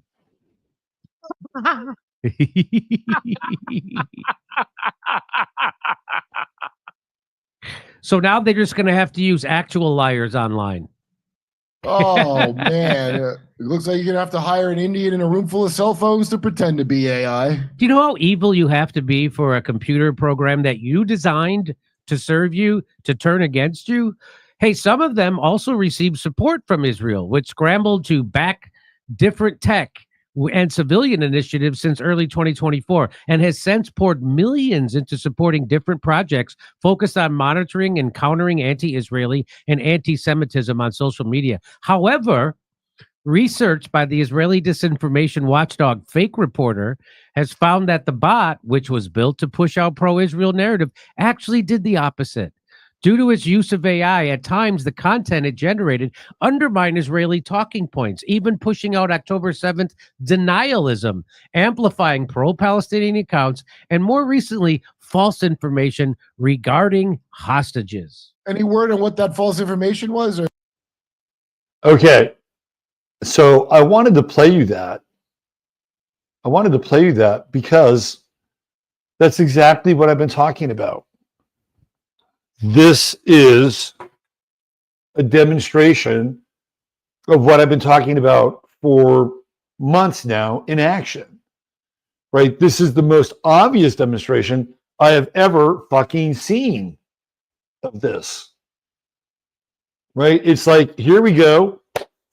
We're Israel. We're going to create this bot, and this bot is going to go out and it's going to push all this pro-Israeli propaganda. Well, somewhere in the bot, they've got some degree of machine learning programmed into it, right? It's either that or somebody got a hold of the bot and hacked it and got it to learn something different. I think it's probably the former versus the latter, but who knows? Maybe the latter is in there as well, right? So then what happens? The bot engages in machine learning. That it is going to be taking in all this information that is supposed to be supporting the Israeli narrative. But whether it's a deus ex machina, right, a ghost in this machine, something that was built into it that allowed it to take in information that was from multiple viewpoints, and then somehow have an ability to make value-based judgments inside of that program and that bot, right? That's what would happen. And all of a sudden, it became this avenging fucking angel of a bot, right? And so the Israelis are thinking, how do we stop this from happening? I'm just telling you, this is emblematic of what we're going to see. Like, is it always going to turn out this way? No, it won't always turn out this way. But in many cases, it will, right? We're going to get the opposite of whatever it is that these people who are socially engineering our experience, we're going to get the opposite of it. And that doesn't mean that you just sit back and, watch these, bots change sides, right? Like, you live your life and you do what you do and you find value and, you find some degree of spiritual engagement, whatever, right? You do what you do. And if you want to stay on top of what's happening in the world and, find your own way of navigating through it, great. We all do it. We all do it, right? And this thing is happening. Like, this exact thing that Jimmy brought up is what to expect over the next 15 years. So when you see, and again, I'm not here to push Trump's program, but I'm sitting here and I'm watching this, and everybody is saying it's going to fail. It's going to fail. We're going to crash and burn. The economy is going to go down. Everybody's going to hate us. Right? I'm watching all these people say this. And I'm sitting back here. I'm going, this is, given the spirit of the times, if you think that is going to happen, there's just an absolute hell of a chance that it won't. Because you have to wrap your head around this, right? These commonly held thought forms that people just take for granted, like Israel's all powerful and Israel's got the best technology and they've got Unit 8200, right? And they have a lock on American media. They have a lock on American politicians. And look what happens. They have a bot that goes rogue on them, right? And not only does it go rogue on it, but Jimmy Dore is making fun of it. And all these people now are having a very good laugh at the hands of this rogue bot, right? And why? Well, because it goes against this narrative that Israel controls the media and Israel controls the flow of information. No, we're in this really interesting, radicalized quantum space where you don't know really what the fuck is going to happen at times. And when you think you know, it's like, oh, I had no idea that this could go in that direction, right? So we live in a time of inversion. We live in a time of inversion. We've been living in a time of inversion for a while, but the inverted model changed. We live in a different inverted model. So again, just bring it back to Trump. And he's basically running a war program. And everybody thinks, oh, it's gonna fail horribly. The United States is gonna go. I'm telling you right now, do not bet against Trump. Not because he's Trump, but because of the zeitgeist, right? The spirit of the times. And the spirit of the times is not what it was a year ago, 5 years ago, or 10 years ago. We are in a very different place, right? Very, very different. And this is exactly what I've been talking about. When I saw this today, I said, I can't wait to play it on the show. All right, so let's bring it back to your own life. Let's shrink it down. We'll shrink the big idea down into the individual experience. One of the things that I think people are going to have a challenging time with is control, right? I think what's going to happen is that there are going to be vectors. I don't care what sign you are. There are going to be vectors that are going to be set off in our lives, right? Because what do we know about Aquarius? Through Uranus, there's no control. Well, there is control if you are prepared to make radical changes to your life. And this goes for every single sign. I don't care what sign you are, fixed, mutable, cardinal, I don't care what sign you are. If you're not prepared to make radical changes, and for some of you, a radical change may be, maybe I need to start eating meat again. Like that could be a radical change. It doesn't mean that you have to give up your job and give up your life and, I don't know, go hang out with Jane Goodall in the jungle, right? That's not what I'm talking about.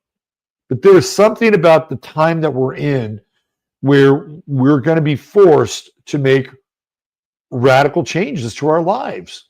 And the people that can do it and do it in a way where, you know, because the other side of Aquarius is Leo, right? And what do we associate with Leo? We associate courage. We associate love. We associate passion, right? Like that's the other side of this Aquarian equation. So when we're forced to deal with these radical events in our lives, we have to invoke the other side, which is Leo. It's all part of this sort of axis that we're on, right? And it could be monumental, or it could be minor, or it could be somewhere in the middle. But I guarantee you, over the course of the next 15 years, every single one of you will have made at least one radical alteration to who you are, how you live, and how you see yourself. That is going to be a given. How you do it with grace, aplomb, courage, and dignity, well, that's a whole other story.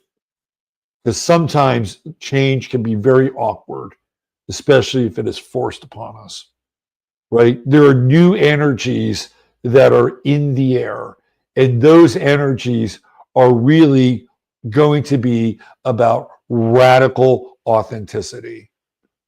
This is where this is all going. It's radical authenticity. And when I talk about radical authenticity, I'm not really talking about, because you can, this whole idea of authenticity is just so funny.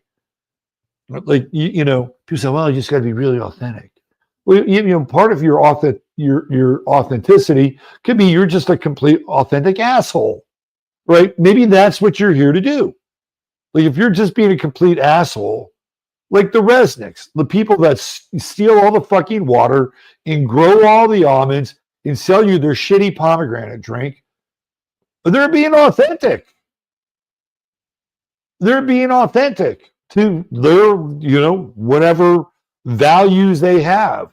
Like, why do you think they're so successful?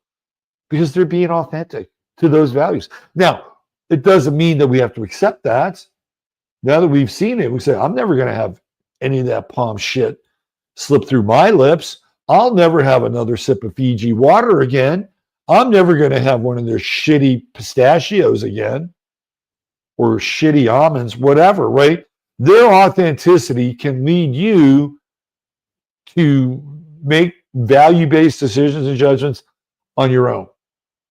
Like when I think of authenticity on some level, I think of Aries, because Aries doesn't care.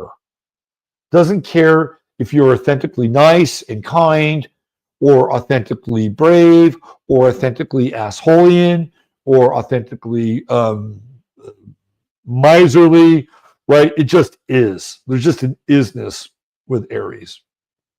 Right? So when I think of authenticity, that's what I think of. And you can be like some people they're not nice people, but they're being authentic. I'm telling you. Because if they tried to be anything different, right, then they wouldn't be authentic. Trust me on this. Now, when I talk about radical authenticity, that's another, that's an invitation, right? That is an invitation to explore a part of yourself, right, that you may not be fully engaged with. That's what I mean by radical authenticity. That there may be a part of you, right, that is, sort of halfway into something, or halfway there, right? The radically authentic part is go all the way there. That's what I'm talking about. So if you have, let's say, a passion, and you're, kind of mulling around with your passion, and you like it and you enjoy it, right? The radical authenticity is, I'm going all in. I love this thing. I am not going to make any excuses for it anymore. I am going all in. And when you go all in like that, you get the reward. That's the radical authenticity. And so the whole idea with Pluto and Aquarius and the Aquarian Age is that we are all radically authentic, or we engage in that thing, we will find that thing. And it may not define us, but the act of going there, expressing it, and fleshing it out will. And so we wind up becoming really good at something because we took a leap and we said, I'm going to do this. When you leap into it, or it's you want to change of lifestyle. I'm tired of this. I'm tired of the way I'm living. I'm tired of the way I'm working. I'm going to go into this direction where I'm going to go radically authentic by rejecting the thing that I have been living for the last 20 years, right? We're talking Uranus here, folks. We've moved out of this Capricornian and Saturnian phase, right? So now the universe, in a lot of ways, rewards high risk taking. Right. For a long time, the universe rewarded steady as she goes, steady as she goes, steady as she goes. We're not in that model anymore. We are not in that model. And so what will happen is that now we're thrown into this pressure cooker, right? Where we're all dealing with these very intense, sort of deep-seated needs. It's like, I got to fucking do this, because if I don't do this, I'm not sure I'm going to be able to continue to sustain my life in this direction. There's nothing left here, right? There's just nothing left on the bone. So and that's a pressure cooker. So we're all kind of in that pressure cooker now. And some people will be better at it than others. Some people are just, I think Gen Z is going to be really good at it. Gen Z is like, let's go. We're playing by different rules. I had this great Gen Z client on Friday, You know, young dudes like 24 years old, maybe a little bit older. Man, these guys are wired for sound, man. They're ready to go. Yeah, me and my buddy, we're launching this business in May, and we're going to acquire properties, and we're going to wire them up, and we're going to improve their efficiency and their quality by infusing AI, and we're going to resell these properties. I'm like, good for you. Like, he's got a plan. And it's like, we don't, it's like, whatever you think of AI, like, I think that there's a user version that can be really helpful for what we do. And then there's another version that probably fucking destroys worlds, right? So, we're on this precipice of good AI or bad. We just saw good AI there in Jimmy Dore world. So this radical authenticity is going to be part of this Pluto and Aquarius. So who's going to start the revolution? You're going to start the revolution. The revolution is your life. The revolution is you. And if you remain static during this time, you're not going to do well. This is not a time to remain. When I say a time, I'm talking the next 15 years. Like, this is not a time to remain static. Because if you remain static, what's going to happen? These Uranian energies coming through Pluto can destroy your social, personal, and interpersonal structures. So you either evolve and you become radically authentic, or you deal with the destruction and then trying to figure out how to put your life back together. It's one of the reasons why I'm changing my website, thinking about changing my rates, because I have to evolve, right? I've got to be a part of this too. Right? We're all in it together.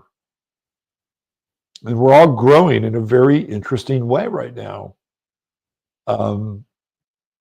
And I do think that part of this is helpful for supportive, right? Like, if we're supportive with each other, it can be a lot easier.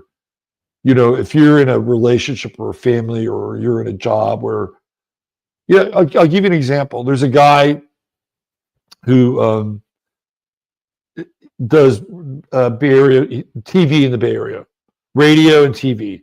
His name is Bonta Hill. And Bonta's a young guy. I think he's probably like maybe 30 years old. And so he does this morning sports talk show called The Roast. And it's pretty popular, right? This guy, Joe Shasky, do this thing. But then at night, Bonta is involved with the Golden State Warriors. And he's the guy that, kind of he's like the point guy for the TV coverage for the Warriors. And he's there with some other guys who played pro ball. He's there for every Warrior game. And so Bonta basically said goodbye to his radio career last week. Why? Because he is being radically authentic.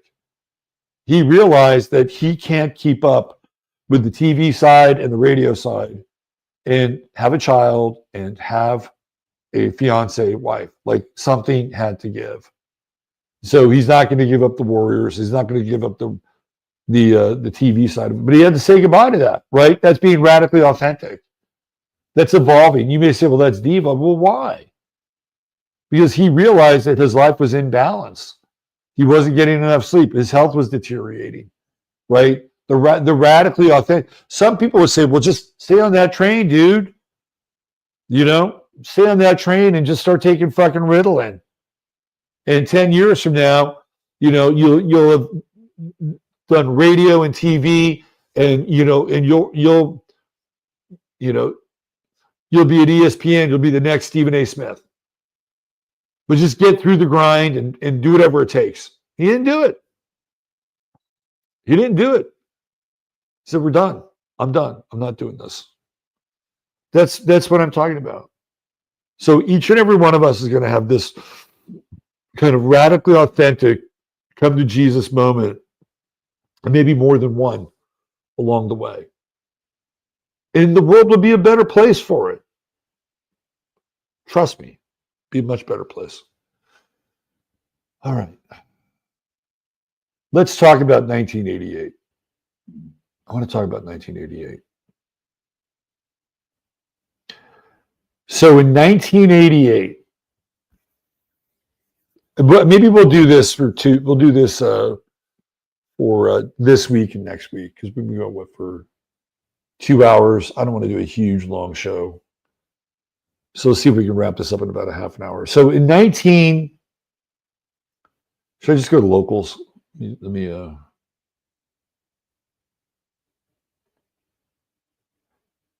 so I just put this up on locals. And we'll get into some of this. All right. So this is, again, I'm doing my best to share more content with you folks over on locals. And I haven't written anything in a long time, so it's the first time I've really started to write a little bit more. I'm going to read this, and then we're going to go through some of these charts. And this all starts with the harmonic convergence, by the way. It began in the evening of August 16, 1987, and stretched into the pre-dawn morning hours of the following day, August 17th. I sat with a group of friends in quiet meditation. I got to do some typos here. You can tell I've written in a while. Off of the northern coast of California, all of us somehow connecting to others in the same state of hope, optimism, high strange, and peak new age. It was the harmonic convergence, an event that was loosely organized by Jose and Lloydine Arguelles. Jose was in shape-shifting mode, loosening his ties on academia to claim the identity of Paco Votan, the Mayan lord of time. Arguelles would go on to use Tony Shearer's work and ultimately remodel the Mayan calendar in his own image, thus creating the dream spell version of the Mayan calendar, reset with Arguelles' own personal day sign kicking off the calendar. His reworking of the calendar and cosmology would attract as many detractors as adherents to his work, the foundation of which would culminate on 12/21/12. And while this story starts with Arguelles, it certainly doesn't mean that there's an ineffable middle, is a riddle, and we are being called to solve. I got to work on a little bit of this, but it's been a while since you'll just stay with me on this. As I groggily emerged from the state in place on the foggy shoreline, I was unsure what I had just been a part of or how it would affect my life. In a year's time, I would find out. Why age 1687? Well, Jose Arguelles was the person credited with the idea of the harmonic convergence. The idea actually started with a researcher named Tony Shearer. Shearer had been a respected journalist who became seduced by unraveling the mysteries of the world. His curiosity led him to Mesoamerica, where he began studying Aztec and Mayan culture and lore. When diving into the Mayan calendar, Shearer uncovered some amazing cycles. This is from Wikipedia. In his 1971 book, Lord of the Dawn, according to Shearer's interpretation of the Aztec calendar, the selected date marked the end of 22 cycles of 52 years, each of 1,144 years in all. The 22 cycles were divided into 13 heaven cycles, which began in 843 AD and ended in 1519, when the 9 hell cycles began, ending 468 years later in 1987. The beginning of the 9 hell cycles was precisely the day that Hernan Cortez landed in Mexico on April 22nd, 1519, coinciding with one read on the Aztec Mayan calendar, the day sacred to the Mesoamerican cultural hero Quetzalcoatl. The 9 hell cycles of 52 years each, ended precisely on August 16th, 17th, 1987. This is why the harmonic convergence was set for that day. And it was Tony Shearer who uncovered this and not Jose Arguelles. So what was happening on 8/16/87, and what does it have to do with the 1988 timeline shift? Okay. What made this chart noteworthy at the time wasn't just the correlation with the Aztec Mayan calendars, but a grand fire trine of Aries, Leo, Sag all happening within a 9-degree orb, with Jupiter and Aries at at 29, Mercury and Leo at 20, Uranus and Sag at 22, in an exact trine with Venus and a tight trine with Sun, Mercury, Mars. Mars also joins them in the dance at 26 Leo. Fire is an accelerant. So let me bring that chart up here so you guys can see that chart.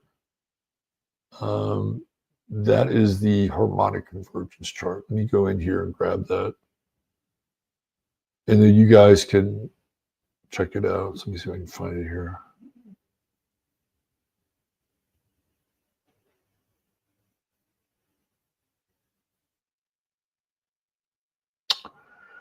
Let's see. I think it's inside here. Hold on. Let me go back. All right. So where is the damn chart? This is the chart. It's right here. Hold on. This is the chart for the second part of this timeline shift. All right. So let's look at the harmonic convergence chart. Okay, so this is the chart for the harmonic convergence. This is what I'm talking about. Now, I've been soliciting stories from people about this time in 1988. So this is kind of the gateway to 1988. This is what I'm talking about. This is the end of the cycle of the hells, right? The 52 hell cycles end on this day. So we have Saturn, Uranus, and we have Ceres. Saturn represents what? Time. Uranus, time and order. Uranus is destruction and now. That's what Uranus is now. Like when you think of, let's talk about punk rock, which is a very Uranian art form. We're not talking about taking a bunch of lessons and preparing to be great musicians and studying composition and listening to a bunch of Beatles records and figuring out how to hit records, right? Like punk is just now. We're just going to get these instruments, we're going to bang on them, and we're going to make noise, and maybe we'll get better at it. What's important is the experience and the expression, maybe not perhaps the time and the tradition and the learning, right? That's what I mean by now. So we have Uranus here, which is all about this idea of the immediacy of the now. And then we have Saturn, which is all about planning and time. And we have Ceres, which is this sort of nurturing bridge between the old world and the new world, right? This is all the day of the harmonic convergence, this grand fire trine, Mercury, Venus, Sun, Mars, all in Leo, right? Jupiter, 29, Aries, but still in the mix, even though it is in this anaretic mode. Chiron is in Gemini. And what do we have with Gemini? We have these two, these two possibilities, these two streams, right? These two potential, timelines. And then we have Neptune, which is really interesting. And it's part of this grand trine, and it's in Capricorn, and it's slippery. And the Neptune at that degree in the Sabian symbols is kind of mind-blowing, actually. Let's see if I can find that. Yeah, so it's 6 Capricorn, right? 10 logs lie under an archway leading to darker woods. The need to complete any undertaking before seeking entrance, whatever is to be found beyond. So when I look at this, right, to me, this is like a portal, like this degree of Capricorn, again, being a part of this whole like harmonic convergence setup. It's like the portent to some other other reality. I'm going to read this. Number 10 is a symbol of completion. It symbolizes even more the revelation of a new series of activities just ahead. Yet, unless the concluded series is brought to some degree of fulfillment, nothing truly significant is likely to be accomplished by a restless reaching out toward the as yet unknown. Number 10 is a symbol of germination. But the seed, number 9, must have matured well. No natural process can be accelerated safely beyond limits, right? 10 logs lie under an archway leading to dark woods. Sounds very Lynchian. This represents the first stage in the 56 five-fold sequence. It establishes a foundation for what will follow. Here man reaches a threshold in which he may have to pause in order to safeguard further advance. Right, so the next degree is 7, which is a veiled prophet speaks, seized by the power of a god. So somebody's uttering a truth here on the other side of this sort of dark portent. This is all part of this chart, right? It's all part of what I was just, talking about and referring to right here, right there. This is the Sabian symbol that I'm talking about, right there. Capricorn 6, 10 logs lie under an archway. That's where Neptune's at. That's where Neptune is at, right here. There's Neptune. Rounded up, that's 6. It's still part of this grand trine. It has this weird inconjunct with the moon, also in Gemini, which represents potentially 2 separate pathways. So this, to me, this is setting the stage for what will happen in 1988. Okay. So what happens in something very significant happens in 1988. And I'm going to show you.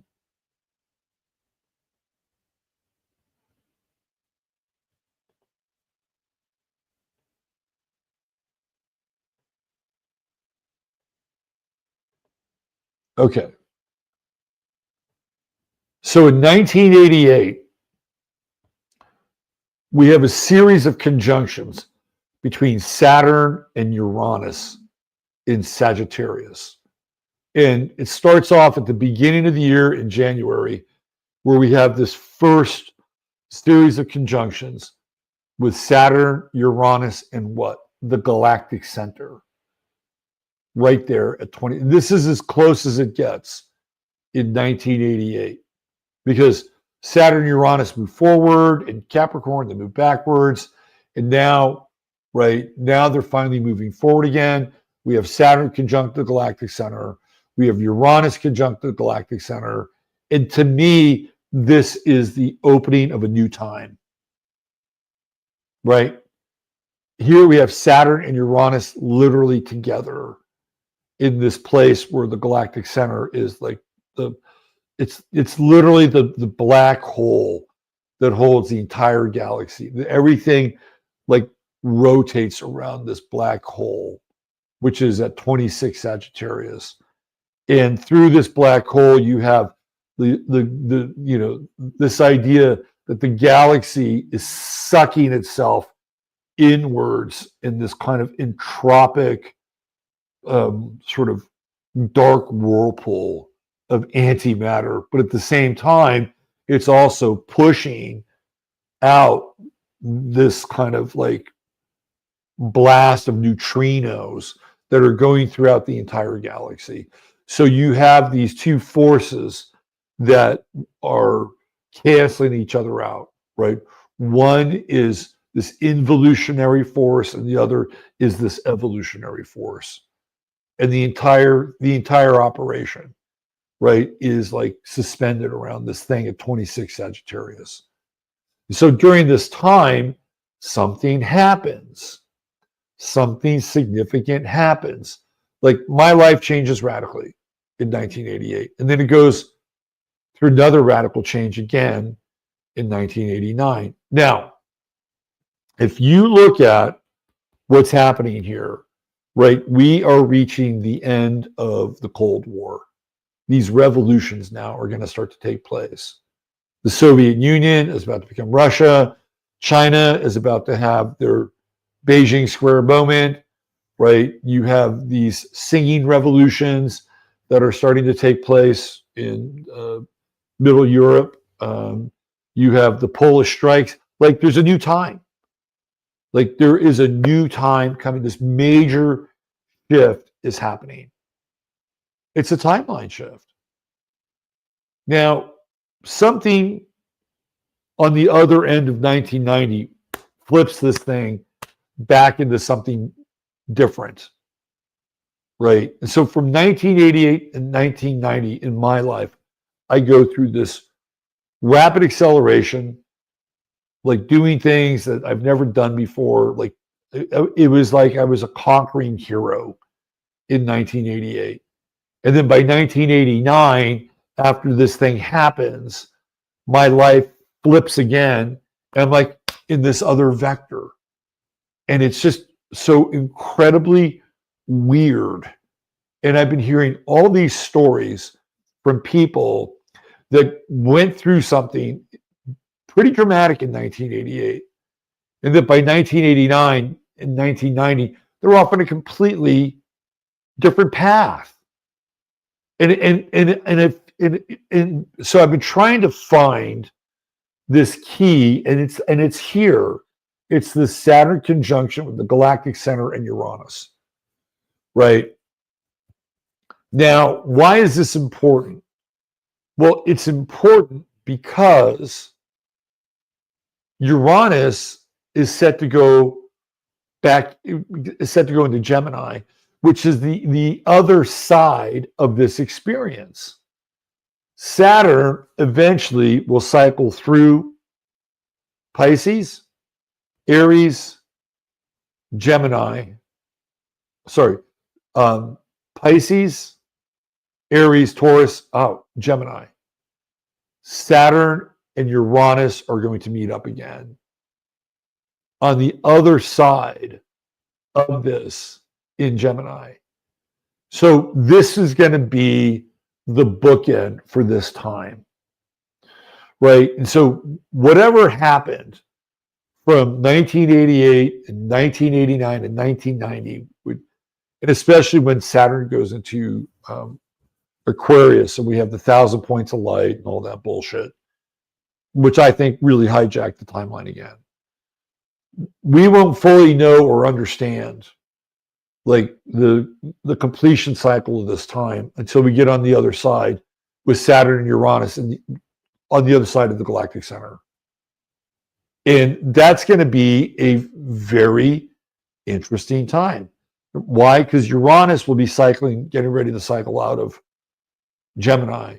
Like Saturn will catch up at the end, right? So we'll have had 7 years worth of hardcore Uranus and Gemini, and Saturn right at that tail end, like right here at these degrees. And it's at that point in time, once we're through Saturn and Taurus and the new land and the new ground on the other side of 2030, right? This is 2030, right here, this is 2033, and right around here, this is around 2035. Right around 2035, everything will be sorted out. I swear to God, it'll be sorted out. By 2035, everything will be sorted out and we will be on a track. Like whatever track we were on here, right? Something like this whole thing with fucking George Bush and Saturn and Aquarius and Iraq and the 1,000 points of light and the coalition of the willing, they fucking hijacked the timeline. They did. They hijacked the timeline. They did it again with COVID, the Saturn and Aquarius. They did it again, right? But once we get to this point, when Saturn and Uranus flip and are on the other side of this equation, this is when all this shit finally gets balanced out.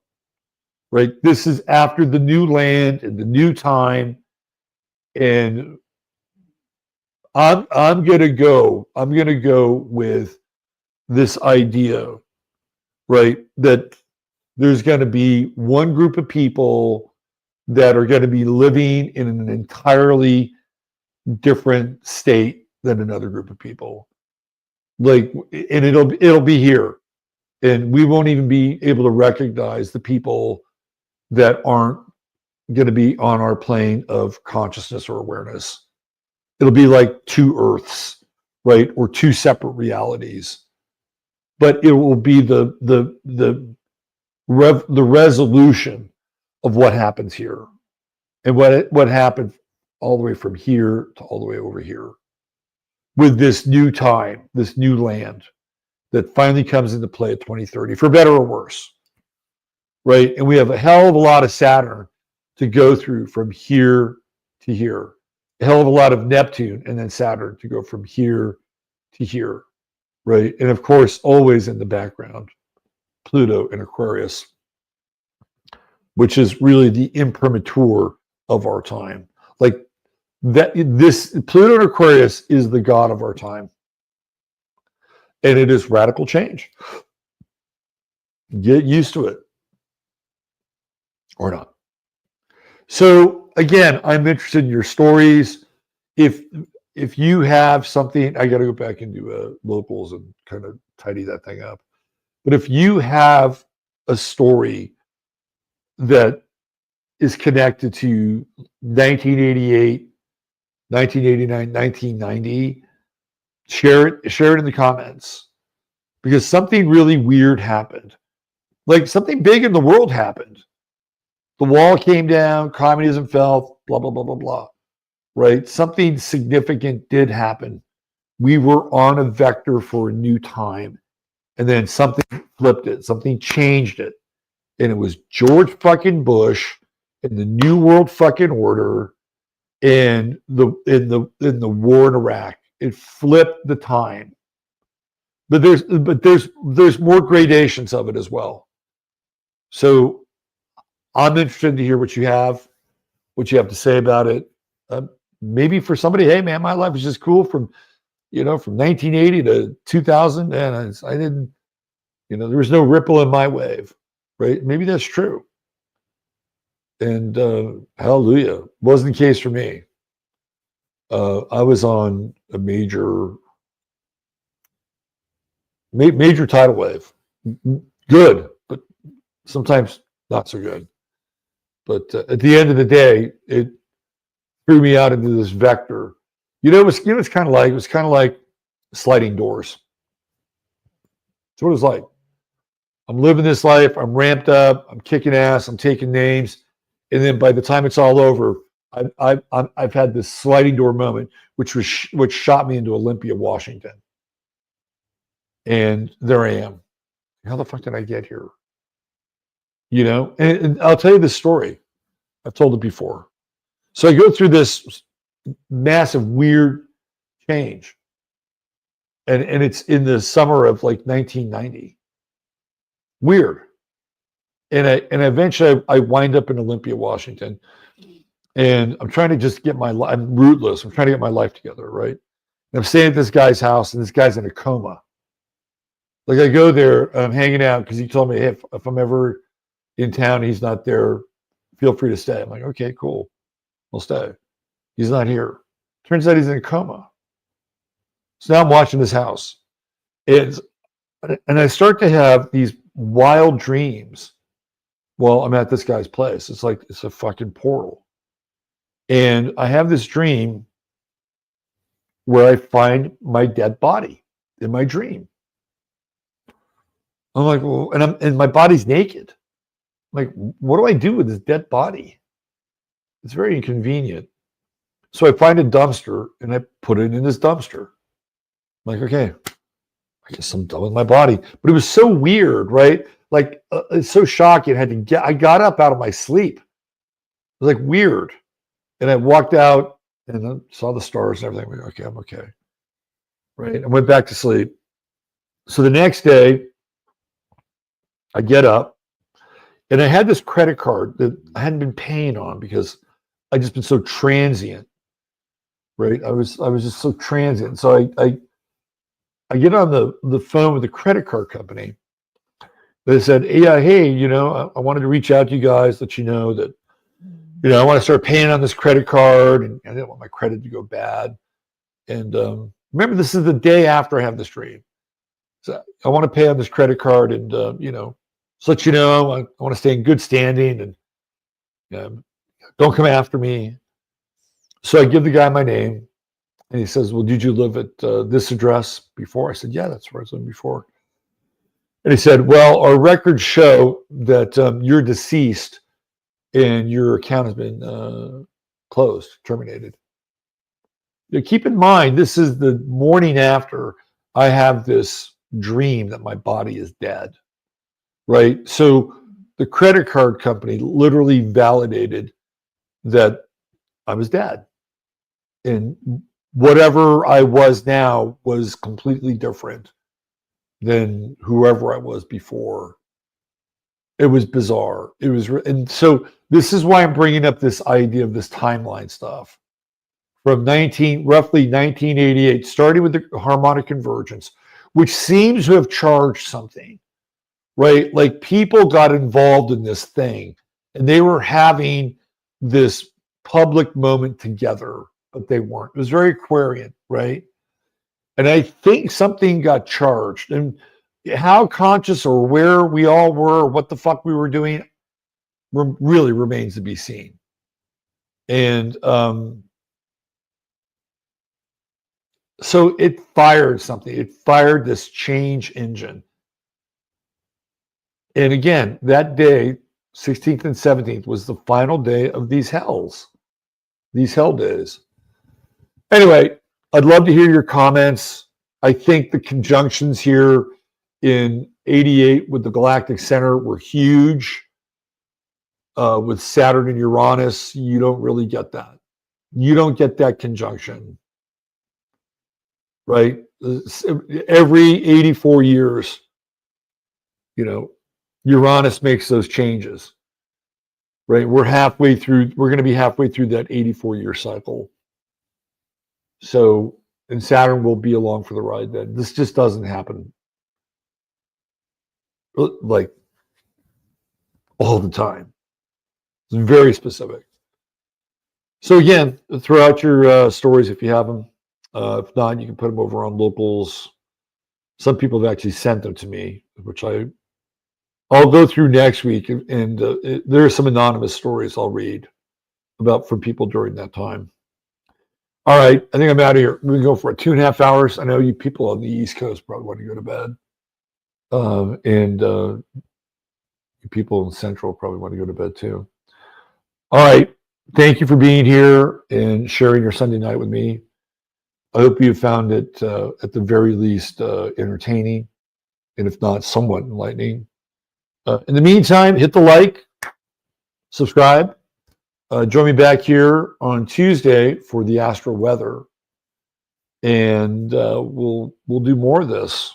And as I mentioned earlier, if you want to get a reading, you probably want to get one before I redo my website, because while I may not reach some of the stratospheric rates of some of my fellow astrologers, some of whom are quite good at what they do, they will not be the same. Okay. Thanks for being here. God bless y'all. Chataria, you're the best. Mods, thank you very much for what you do. Treat each other well. God bless. Much love, and bye for now.